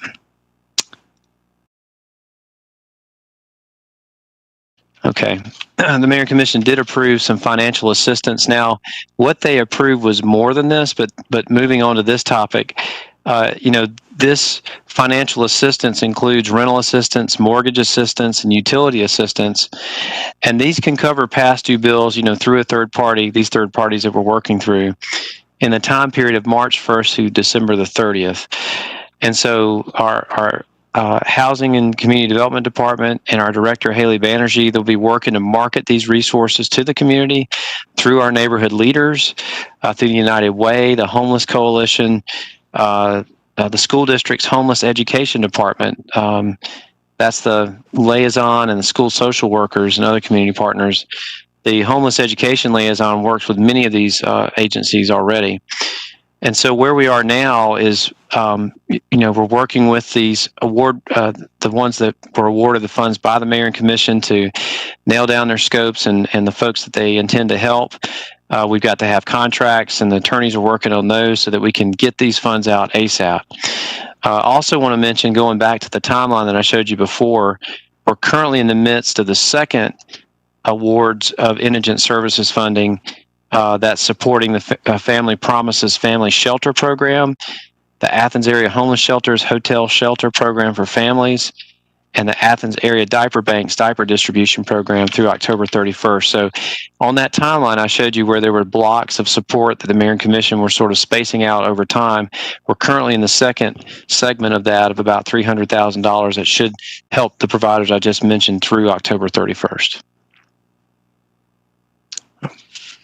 And Blaine, I think you said at the front end that you're going to send that layout of materials to everybody after this meeting. Yes, I will. And did I not share that screen? Was I just talking into the air? Sorry. Okay. Yes, it was riveting. Let me try that again. I won't say it again, but let me just put this up there. I thought you couldn't see me, so I was just kind of... here we go. This will make more sense. That's what I thought you were looking at, not me talking into the air. Advantage Behavioral, Action Incorporated, the Homeless Shelter, the Land Trust, Casa de Amistad, EADC, the East Athens Development Corporation, Habitat, Project Safe, Salvation Army, and the ARC are, and you can see on the notes on the right side what those are destined for and the amounts that were the Mayor and Commission distributed. Okay, so we'll move on, and then I guess we can take questions on all of this, but I'd like to call on Dr. Ilka McConnell, and let me say this too, the Mayor and Commission very quickly, within a few weeks of the pandemic, created the Joint Development Authority. So this is the Athens-Clarke County City of Winterville Joint Development Authority, and as y'all know, authorities are quasi-public entities that are able to do more things than we can do in order to assist the community. And the initial, with the resiliency package, the $1 million that the commission awarded to go towards small business assistance was directed towards the Joint Development Authority. And the Mayor and Commission appointed the members to that. They've been working hard with Dr. McConnell. And Dr. McConnell, can you walk us through a little bit on small business supports and then the Athens Community Corps, please? I'll be glad to. Could you show the PowerPoint with the few bullet points that'll keep me on track? As Manager William mentioned, we've been working with the JDA, and Mayor Gertz is a member of that organization, and developing small business loans The mayor and commission seeded it with $1 million from the resiliency package. Those loans will be low interest loans targeted towards business in Athens-Clarke County and the city of Winterville that have 10 or fewer employees. And they'll be microloans. The maximum loan will be $12,500. The timeline for those loans to go live will be late next week. So we're really looking forward to that. And then also next week, the mayor and commission will be discussing the potential of possibly partnering with the JDA for the grants through the CARES Act funding that came through.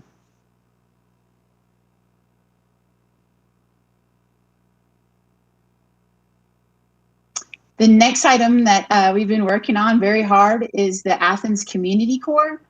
The goal of Community Corps and the vision of Community Corps is to work with members of our community to stand up a jobs and career development program for participants to develop high demand skills and develop careers and be able to do experiential learning to explore various career paths. The initial cohort will be 10 members. That'll include a crew member, or 8 crew members, a crew leader, and a coordinator that will be working on various projects throughout the community. The goal is that this group will begin with a number of projects that'll be sort of civic enhancement projects, projects with leisure services, working with the Office of Sustainability to do projects like landscaping along MLK Parkway, potentially restoration of the Gospel Pilgrim Cemetery. So a number of projects in the community that'll help enhance civic pride and also enable the members to explore various career paths. We're going to work with our Office of Organizational Development so that the participants can, learn about their own strengths and aptitudes and interests. And then there'll be supports within the program to help them explore those and provide exposure to different careers within Athens-Clarke County that are high demand. In the beginning, those will include various skills like project management, construction skills, developing problem-solving skills, skilled trades.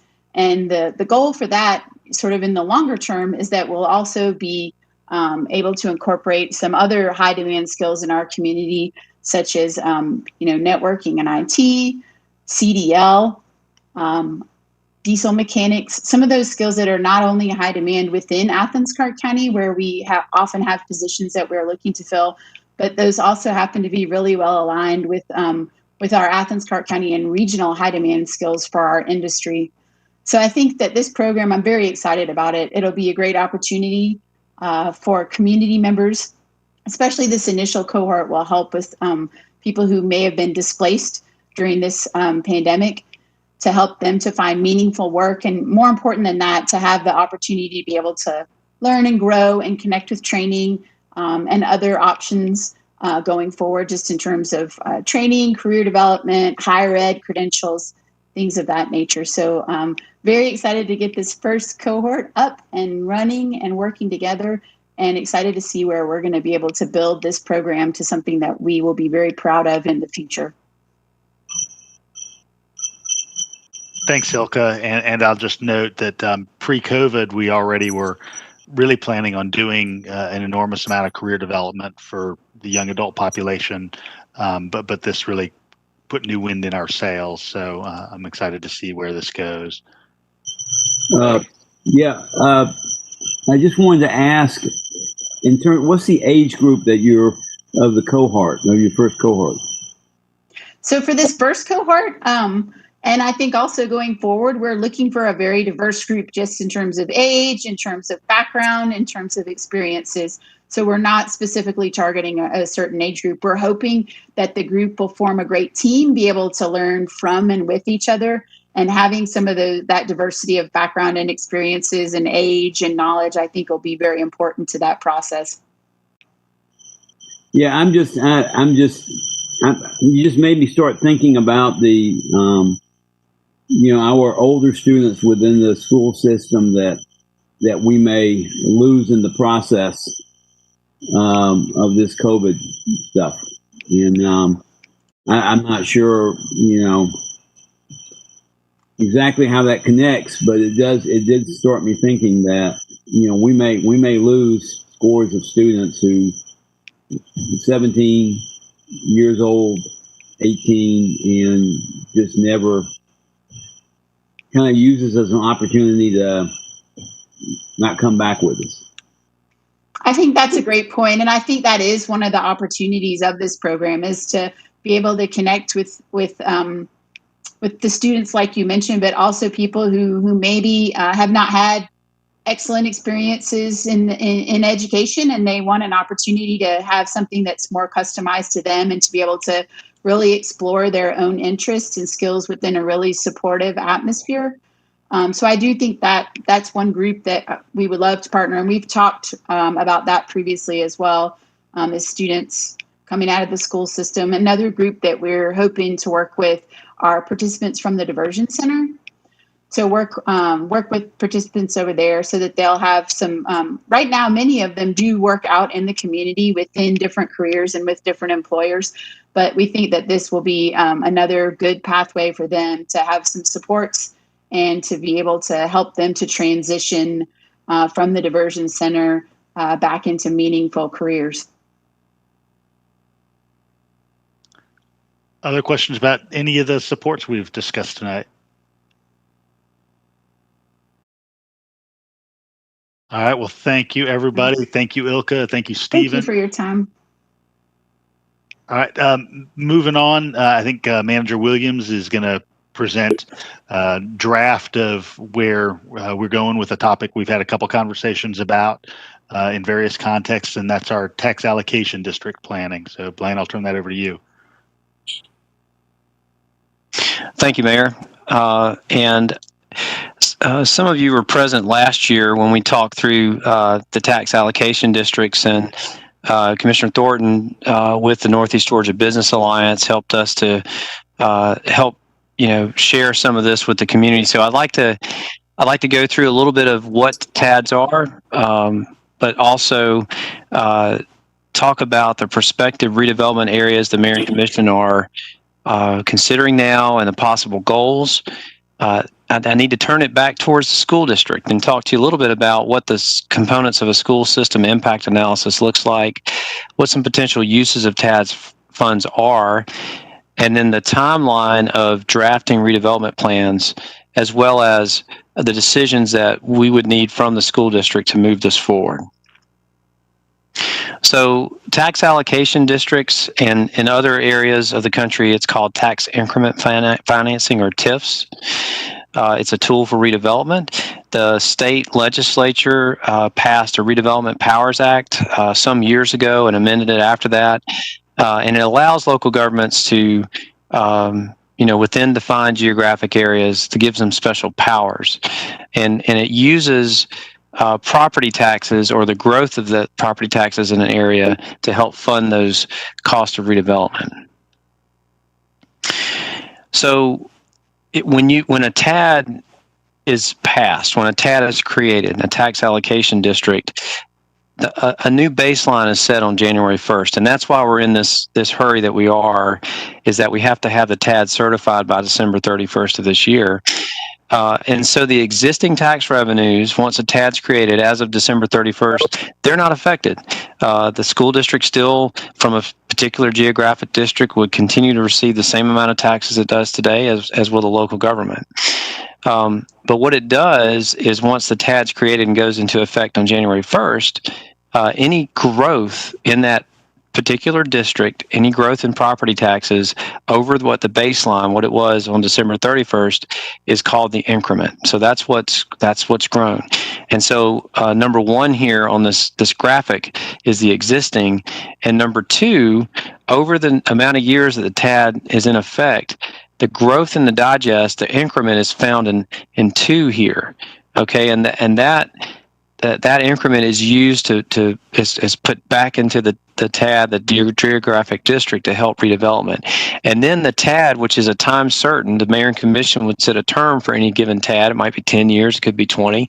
But once it wears off, then all of that revenue that's grown over time goes to the school district and the local government. So the TADs, we all use the funding sources available to us, of course, property taxes and sales taxes.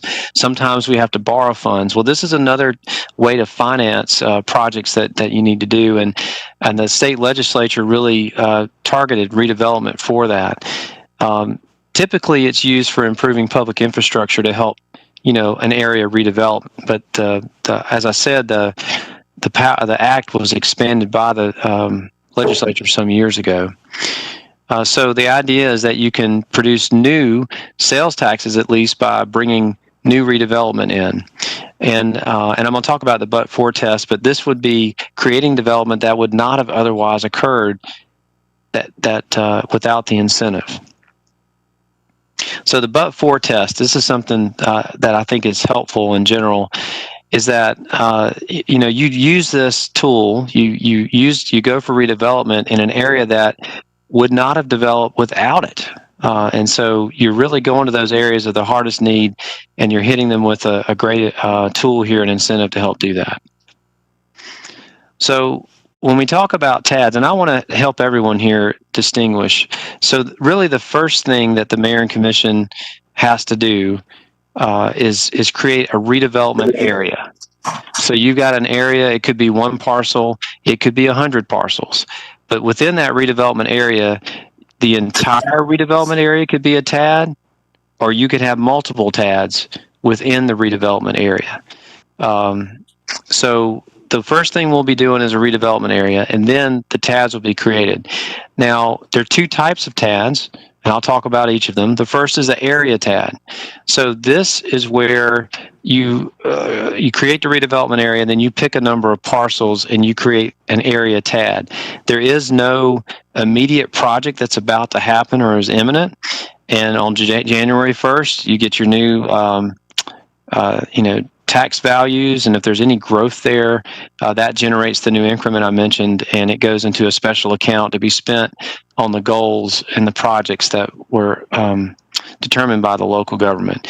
And hopefully the next year it grows even more. But as you can see, there's no specific project that comes in. You're just hoping that it grows over time, but you are signaling to people that want to do projects, come here and we may be able to assist your project with these growing revenues. The other type of TAD is a project-specific TAD, and many of you will remember Atlantic Station, and there's some that debate how successful that was, but if you remember the steel mill that used to be there and what's there now, the TAD was a huge piece to this. And so how that's different is that you can, let's say that you create a redevelopment area, but you don't create any TADs, and then you spend the next year, you've got until December 31st to create the TAD, talking to developers and saying, we have the ability to create a TAD. Here's the goals we have this area. Why don't you come talk to us and we can negotiate a deal? And so if a developer comes in and says, look, I'm going to do a $10 million deal, but I can't do it without structured parking, or I can't do it without this public infrastructure, the mayor and commission can negotiate a master development agreement. So if that happens and and everybody's locked in, and the developer signs on the line that they're going to put $10 million, then you know that the tax value of the TAD will grow by $10 million because you've got a project certain. And so in that case, you can actually float bonds. You can borrow money against this new increment that you know is going to occur, and that can advance funds to go ahead and do the work right up front. And so you typically want a specific project or purpose in mind with that. So you got redevelopment areas, which starts the whole process, and then there's TADs layered on top of it. Could be one, could be multiple parcels, could be an area TAD, no specific project off the bat, could be a project-specific TAD. And of course, the mayor and commission do have the ability to amend the TADs over time. So where it can be located, it's got to be in an urbanized area, an area served by sewer. This is all going back to the State Legislative Enabling Act, and that qualifies as a blighted, distressed area, deteriorating area, or an area with inadequate infrastructure. So we went through this last year. You went through some of this with us last year, and we just got to where we ran out of time. And so the mayor and commission wanted to put this back on the table, and Mayor Gertz earlier this spring, just as a starting point, suggested, well, here's 6 areas that we could take a look at. And I'll go through those here briefly. Back in May, you may have seen the work session, but we presented these to the mayor and commission. And what we did is using our GIS, and Joseph D'Angelo, our GIO, really helped us to provide some analysis for this. Now, I'm going to show you some shapes and some boundaries tonight, but know that this has not been approved. We are just talking, the commission at this point is talking amongst themselves about what makes the most sense. And at least initially, most residential properties were excluded from this based on feedback from them. So if you look here, they are around the county, and you're familiar with these, no doubt, these areas.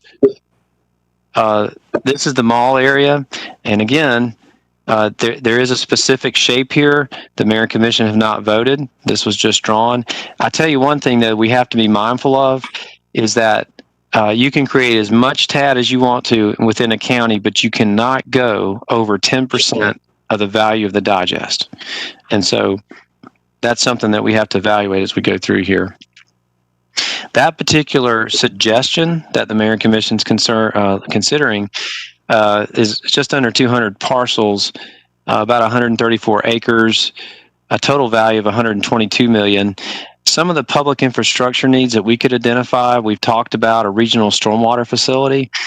And if you follow me here, a lot of our corridors like Atlanta Highway, like Lexington Road, they've got some developments there, but for somebody to, and they were done before stormwater regulation. So for you to come in and redevelop a site in Athens-Clarke County, you've got, if you're trying to figure if, well, I'm going to go in an adjoining county on a greenfield site, or I'm going to do this in Clarke County, you've already got to redevelop it for stormwater. And so we were looking at where could we put some regional stormwater facilities that multiple parcels could tap into. Athens West Park, that was something Commissioner Neesmith spoke about quite a bit. There's a need for some connectivity between parcels out there. And of course, as a transit hub, that would expand our services. There are some housing opportunities out there as well on the mall campus, or some redeveloped standalone commercial parcels. And we can partner, the former retail anchors. I think we know that retail is really taking a hit with online sales. And I think, I'm not going to name it, but there was a retailer out on Atlanta Highway that relocated, and truth be known, they needed a smaller store anyway. I mean, they just didn't need all that space because of the changing retail environment. The West Broad Hawthorne area, you see there, it's the about 122 parcels, 201 acres, upgraded signalized intersections. I'll tell you that from our traffic studies, that some of our more crashes occur in some of the intersections along Hawthorne than basically anywhere else in Clarke County.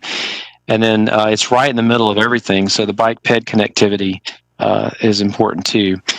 There could be some higher density redevelopment for housing.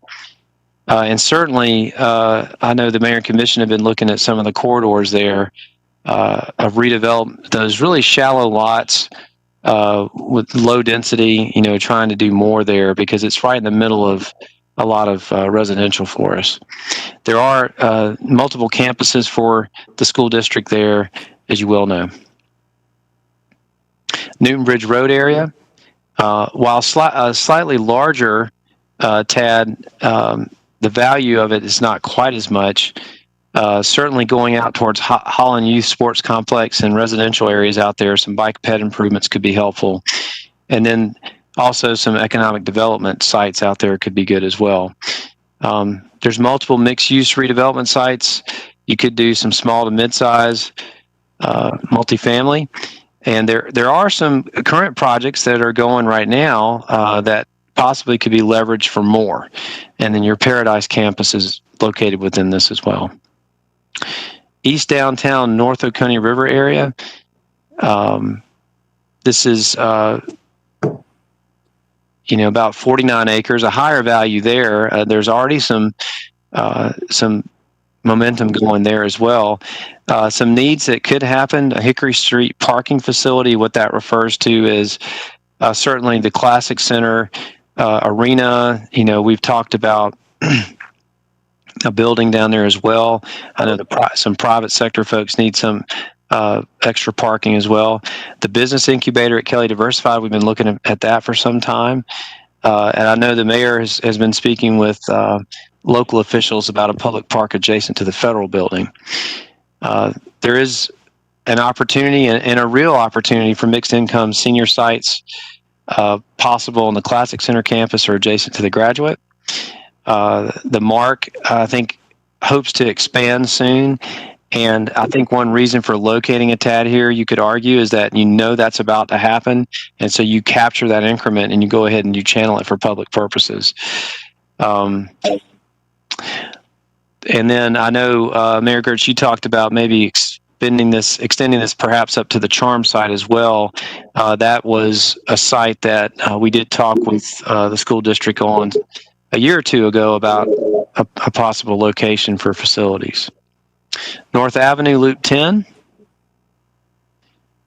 This is maybe have some of the lowest values, and that might be a hallmark of a place that really needs that redevelopment. Safe passage over Loop 10. Folks are trying to come into town for services. This was a federal build grant that we went for, and the mayor and I went down and lobbied some of our, even people outside our delegation, to try and go for this Georgia award, but we weren't able to get it this year. And bike ped improvements is another potential public infrastructure that would help. There's lots of prospective sites for housing opportunities there, especially with higher density, and redevelopment of, I'm sure we could all in our mind's eye look up there and say, hey, that would be a great parcel for redevelopment, or that shopping center. And of course, that's right next to the Howard B. Stroud campus. And then Lexington Highway Gaines School. This is a smaller area. And then we looked at regional stormwater facilities, bike ped improvements. You could do all sorts of mixed use here. And I think that many of us would agree that intersection out there could be a real catalyst for development on the east side. And that whole corridor is something that, of course, has been important to the mayor and commission of late. And you've got the Gaines Elementary site, the historic one, in that corridor as well. So, of every property tax dollar that's generated, roughly 60% goes to the school district and roughly 40% goes to the unified government. And so the reason why we would seek your partnership on this is that, let's say that we wanted to do a TAD for so many millions of dollars to do public infrastructure, and we projected that with your participation to last 10 years. Well, if you're 60% of the revenues, then it would probably take us more like 23 years to get there without your assistance. And the further, if you go back to that graphic I mentioned earlier, the quicker we can get there and let the TAD wear off, then the more revenues that we both get for continuing our operations. And so the mayor and commission cannot order the school district to give up their tax increment. It's something that you voluntarily have to enter into. And so as part of this, and what's statutorily required, is for us to develop a school system impact analysis as part of a redevelopment plan. So remember, the first step is for the boundaries of the redevelopment areas, and then we will do an analysis to think about what those impacts are. So what does that look like? Well, and we did one last year, and you may have seen a draft of it that had to do with Newton Bridge Road.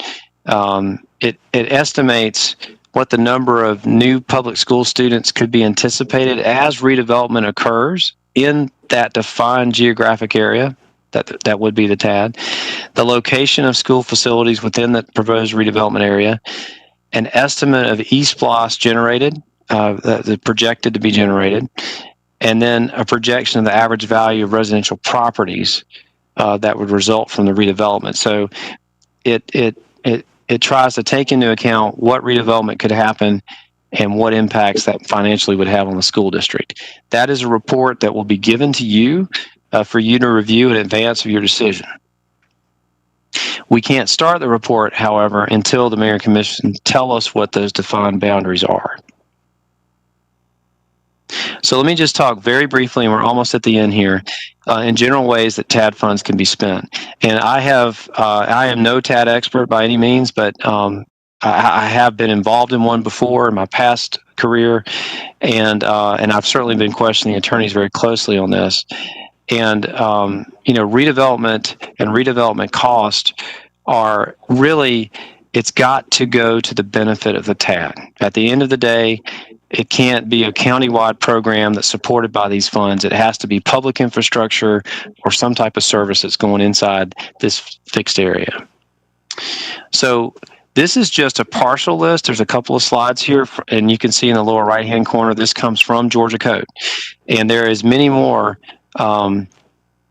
potential uses of it. But in general, just to give you a flavor of this, when we talk about, and I know the attorneys we've been working with, they're most comfortable with fixed assets. So if it's bricks and mortar, it's infrastructure in the ground. Doesn't mean that we can't look at other things, but that's typically what's done. It's a construction of a building. It can be a rehab of a building, a demolition, alteration. It can create open spaces and preserve and protect them. It can expansion of telecommunication infrastructure, much of like what we talked about earlier tonight. It can go toward capital costs, which we just talked about, and it can acquire equipment, clear and grade land, any site development cost. If there are financing costs associated, remember I talked about a project-specific TAD, and if you're going to borrow funds on the front end, you can use the TAD funds to help pay for those. Professional services, so that would be planning, design, that type of thing. Imputed administrative cost, so if you're using some of your staff to run a program that helps residents of the TAD in the TAD, we could argue that would be an eligible cost. If you have to buy property in order to do a deal with a developer or build a park, you could do that as well. So let me talk about key dates as it relates to the overall process, and then I'm going to turn it specifically to the school district on key dates. So what we've been up to since May is receiving public input, and we can share that information with you on the types of goals they'd like to see TAD funds spent on. We did look at redevelopment areas, and we had an evaluation matrix we showed the commission back in July. We did a brief sort of update on public input, and late last week I sent out the very suggested redevelopment areas that I just shared with you to the Mayor and Commission for them to begin to modify. We hope that on September 1st that the Mayor and Commission can make a decision on the redevelopment area boundaries and goals, and I'll talk what else we'll need them to decide, because at that point is when staff will begin the analysis that's required to not only create the redevelopment and plan that has to ultimately be approved by the Mayor and Commission, but also the school impact analysis that I talked about. And then if we can present to you at your October meeting, submit this redevelopment plan in late October, and let the Mayor and Commission adopt it in November if they agree, then there's a few extra things that have to be done with our tax assessors in the state to safely get this done by the December 31st deadline. So involving the school district, tonight starts this. We presented this to you, and we'll share all this with you. And then after we present to you in October, we would like to go ahead and send to you a draft Board of Education consent, intergovernmental agreement. It could be as simple as a resolution, just saying that, based on what we've considered, we pledge our increment. Now, we would just send the draft for your review, and not until we actually sent you a copy of the school system impact analysis would we ask that you seriously consider it. If we can get the comments back from you in October, get that final, whatever agreement it is between us, distributed, and get that approved in November. And then shortly thereafter, you adopt the resolution consenting to the inclusion of its tax increment. That will allow us to meet our timeline here.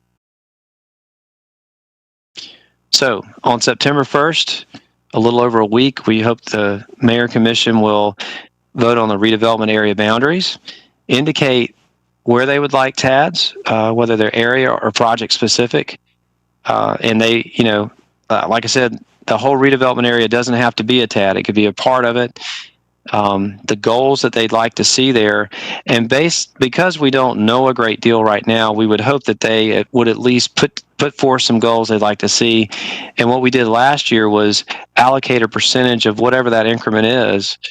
Say we want bike and pedestrian improvements, so 20% of the increment is going to go towards that over the next 10 years, and that's the level that we need to go ahead and begin computing what's going on. And then we will jump on that school system impact analysis so we can get it to you in the meantime.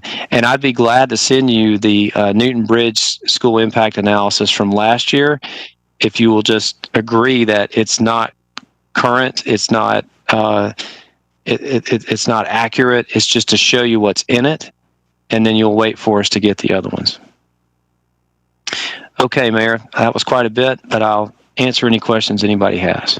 Thanks, Blaine. I appreciate it. And just before I turn it over to questions, I'll note that, one way of thinking of a TAD is to say, how do we leverage some of the private development dollars to get some things that the public is in need of, like affordable housing, like small business or minority-focused development and business centers, because the private sector will say, oh, well, geez, if we can have the public sector fund our stormwater facility through a TAD or fund the sidewalks that we would otherwise have to build through a TAD, that will encourage us to go to this site in Athens-Clarke County rather than to go do a development in Augusta or do a development in Atlanta or a development in Macon.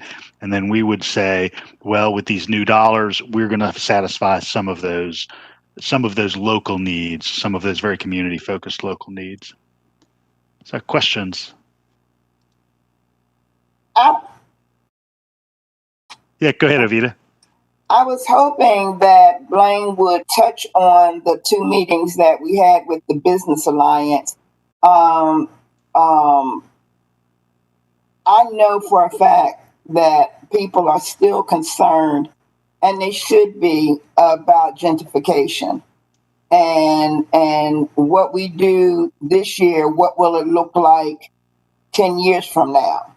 And I was hoping that Blaine would have talked about that, because it's in the back of most folk minds when you talk about redevelopment. And we have been the ones that have been moved out all the time. So I thought that Ms. Joyce and Mr. Joe did a good job to give us ideas to make sure that kind of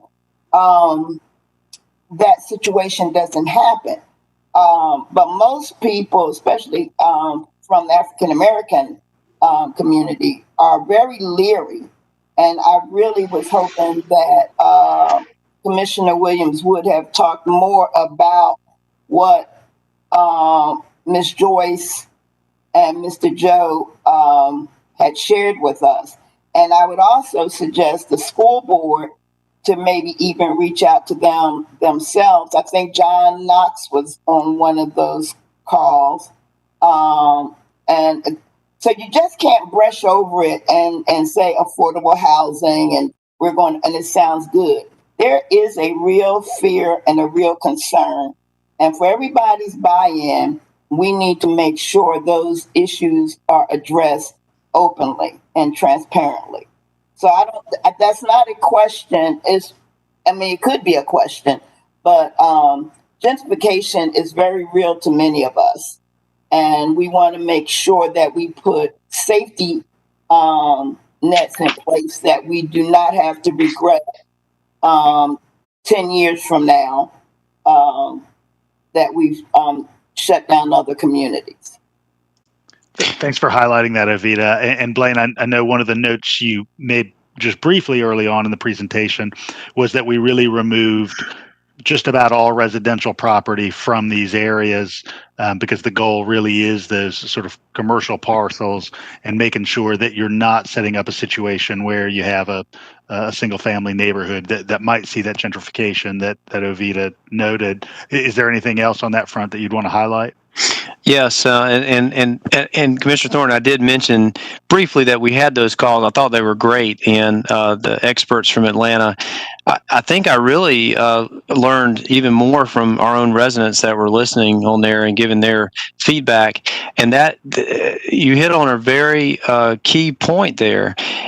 So there are neighborhoods that have been neglected over the years when it comes to public infrastructure, and so that the immediate reaction would be, well, let's go in there and let's add that public infrastructure, but that can increase the value of the properties and create this gentrification loop. So I do think that we all need to be putting our heads together on how to prevent that of having an unanticipated consequence of gentrification when we're really trying to do the right thing.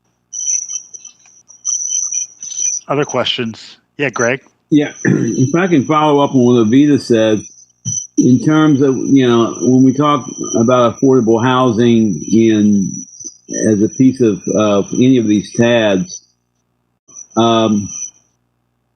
first off, affordable housing has a lot of definitions. And what I'm concerned about is, under a TAD, can we specify, first off, there needs to be assistance in terms of actually getting into the home. And so is that something that can be part of the TAD in terms of the down payment and that type of thing, as well as the price of the home? And also in terms of specifying, what, family structure, what types of families are we bringing into a particular neighborhood in this new affordable housing neighborhood? How much flexibility do you have with TAD? Because in terms of that. Well, I think anything that y'all ask, we can research. I would say a safe answer to that is, let's say that we had a developer that wanted to do an affordable housing development, and they just couldn't make it a go. You could buy a property with it. You could agree to run public infrastructure to it. You could take off some of the development costs that they had in order, the but-for test. If it wasn't for the TAD, it would never happen in the first place. On the calls Commissioner Thornton referenced, one of our neighborhood leaders suggested, well, maybe you have a community benefits agreement when you're negotiating that master development agreement, and that would be an appropriate place where you would say, for instance, well, we want so many units at this level of subsidized, affordable housing. As far as the types of folks that moved in, other than restricting them by income, I'm not sure you could do anything other than that. To follow up a little bit, Greg, a typical dynamic may be that there would be a developer who, just of that developer's own accord, would anticipate building 100 condominiums, and those would just be market rate condominiums. And they may say, well, we need some return on our investment, and so we're just going to market to somebody who's earning $75,000 or $100,000 a year. What a tax allocation district environment allows you to say is, we would like a quarter of those to be permanently affordable, and generally you measure that in terms of proportion of annual income. And so you look at somebody who might be earning 80% of the area median income, say $30,000 a year instead of $50,000 a year, and you say to that developer, well, we're going to go ahead and, we'll grade the land, we'll put in the water and sewer infrastructure, and we'll fund part of your parking facilities or put in all of the landscaping on that property. And the trade-off is to say, all right, now instead of just 100 units that are market rate that are only affordable to somebody making a lot of money, you now say, okay, a quarter of those, 25%, are going to be affordable to somebody making a much more modest income, thus having a mixed income environment and creating an opportunity for some permanent wealth. So, other questions?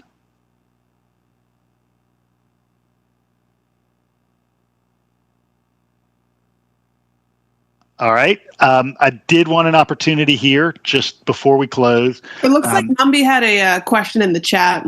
Let me just a second. Apologize. I'm pull over there. The question is, what's the potential loss to the incremental increase in taxes if the increase is pooled into a TAD project? So, and we'll send this out to everybody, including the sort of incoming folks. But you might remember seeing a graphic early on in the presentation that demonstrates the current income that both the Clarke County School District and the unified government are receiving, the incremental increase over a series of years, and I think Blaine mentioned that might be 10 years, that might be 20 years, and then the sort of permanent gain. And so in the interim, say if it's going to be a 10 or a 15-year TAD, both entities, both the local government and the school district, are going to continue to receive everything they have been receiving right now. And any increase just in that period of time, that 10 or 15 or 20-year period of time, goes into that infrastructure, into those trees, into that parking lot, into those affordable housing units, into that stormwater facility. And then when the TAD, quote, burns off, so at year 15 or at year 20, then all of that new revenue that's been generated will go regularly into the general fund of the school district and the local government. Blaine, is there anything else you'd note? No, I would only say, Mayor, that if you had a single TAD project and you dedicated, all of the increment to getting that done, it would take all of the resources for a brief period of time. But to the mayor's point, once the TAD wore off, you would get the benefit of all that growth on the back end. Yeah, this is John. I just wanted to follow up on Dr. Anderson's question. So we really don't have a figure yet in terms of how much money that would be per year or the sum overall. Is that right? That's right. And really, unless you have a specific project in hand, then you're sort of guessing what it might grow at otherwise. The key is to be able to entice some new development by using the increment and the redevelopment, the public infrastructure, to really bring in new development for that growth. But there'll be projections that we'll make, if there's an area TAD, for instance. Linda?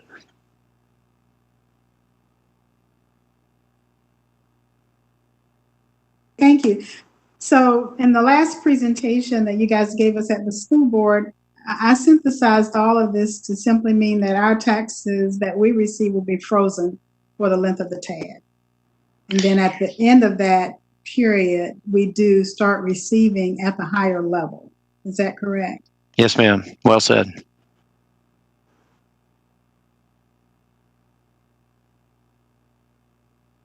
Ovita?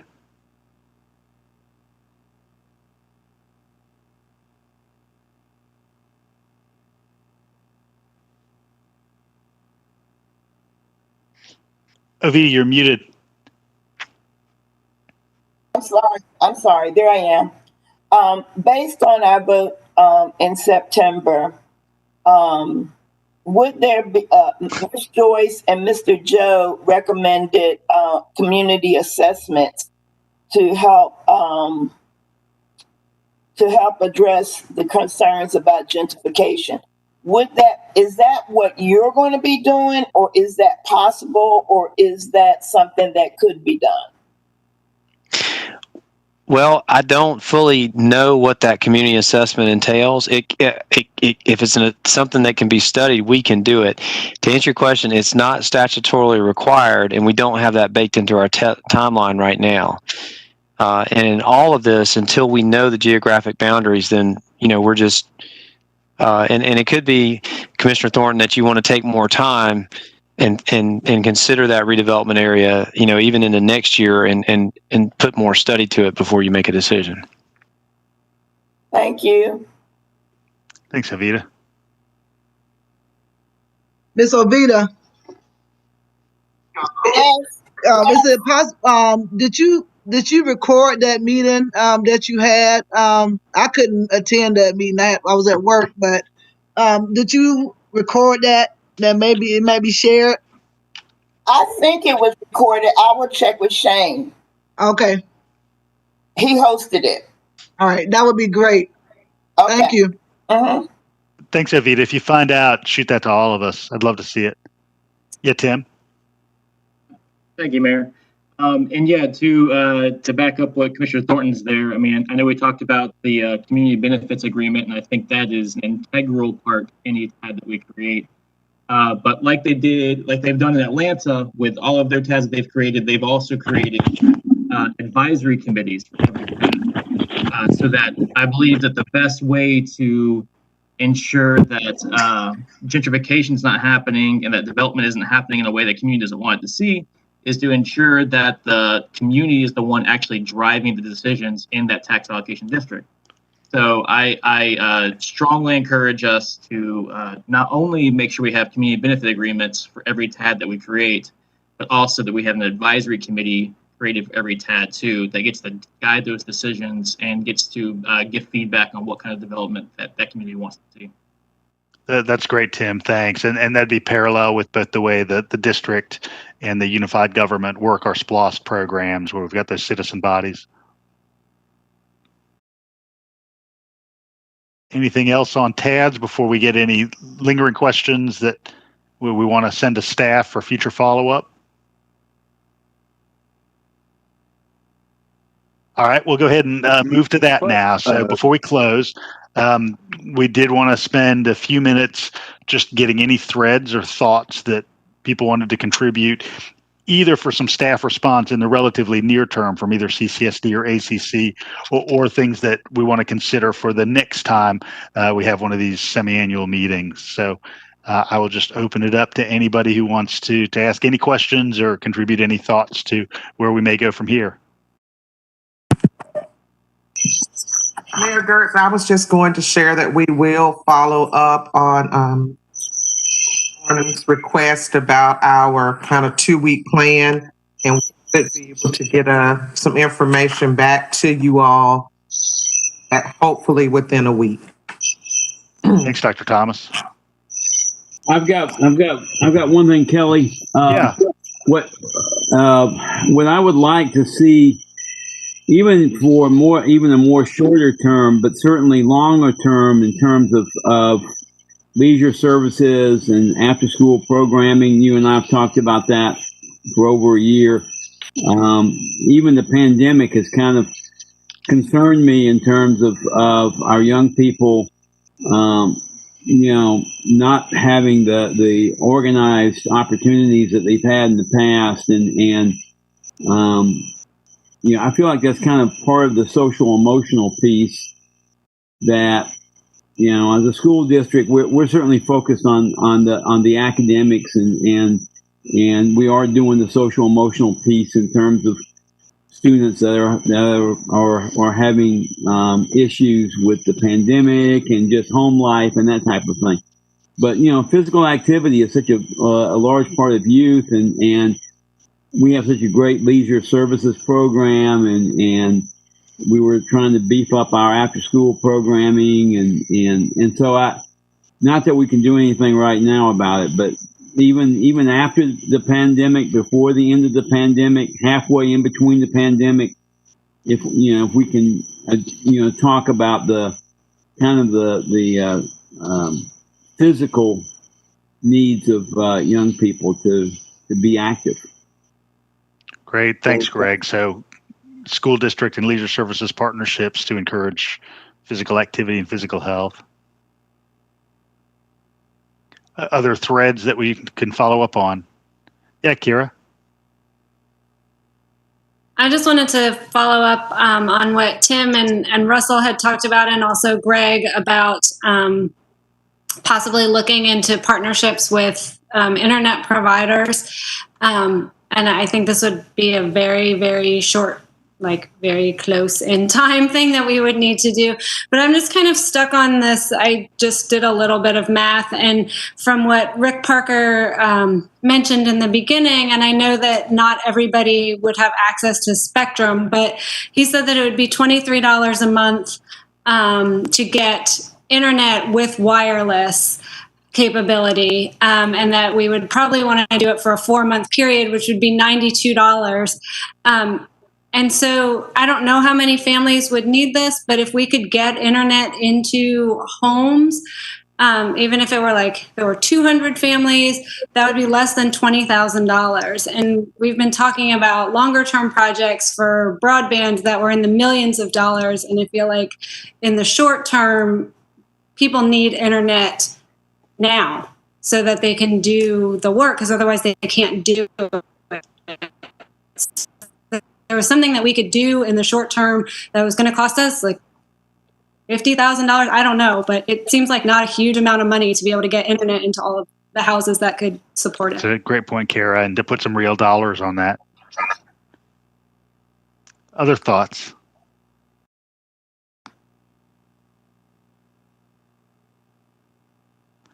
All right. Just a quick follow-up on that, Kelly. I want to assure all the members, since that's why I came on this initially, is we're going to do everything we can to make sure that all of the families in our neighborhoods have individual internet in their units by September 8th, if at all humanly possible. So I want you to know that we're going to do that. My board meets Thursday night. I can't absolutely promise that, but I think I can predict what direction my board will go in support of our residents that don't have access for school needs. That's great. Yeah, just to build off of the comments that Kara and that Rick made, which obviously completely agree. But so I would just, because we are in such a short time, I think we need to put together a stakeholders group ASAP between CCSD, ACC. Honestly, probably bring in UGA also, just to see what funding we can possibly do and how much we have to work with to get that. And the next step, start negotiating with Spectrum and or AT&T as fast as possible. I posted in the chat other cities that have been doing this. They're already in negotiations with their service providers for their communities. And it's a way that other communities are finding ways to move forward. So I think that we can make that a high priority and get on that as fast as possible. And obviously have Athens Housing Authority as part of that too, since they're already committed to doing this. Thanks, Tim. I'd hope that by the time of our work session in 2 weeks, we have some of that background material. And so my question is that part of one of the Envision Athens things that they're doing now? I thought that conversation was already happening. And so maybe touch base with David Bradley to see where they are on that, because I thought I read something in the minutes or something about that conversation. Tim, we're both on Envision Athens, so I can't. I'm not a part of all of the committees, but yeah, it sounds familiar. I'll follow up with David and Aaron. Thanks, Linda. That would be good. And I also wanted to mention that when we're talking about the people that have an address and a permanent home over their head, that's one level of internet access. But I believe at one point last year, we had over 600 homeless children. And so giving them access at a place of residence is not necessarily going to be the solution for that. But I think that if we could look around, especially at our homeless shelters, and see what we can do to support them in those spaces. I think that Lawrence is already on that quest, but I think it would be reasonable to do that. And I know that in my travels, I've always had that experience of once I sign into a hotel's Wi-Fi, then that stays in my memory on my computer as well. And so there are other businesses that may be co-located to some of our housing developments that are not necessarily a part of the Athens-Clarke County government, that may be able to extend their internet access to exterior to their domiciles. And I think that might be a potential possibility as well. Thanks, Linda. Any other thoughts? All right. Well, I can't thank you enough for all of your partnership with us, with each other, for this community. So thank you, Rick, on behalf of the Athens Housing Authority. Thank you, Dr. Gant, and everybody from the board. Certainly, Dr. Thomas. Thanks, Blaine, to you and your staff. We look forward to the next time. Everybody stay safe out there, and we will be following up in the coming weeks. Thanks so much. Talk to everybody soon.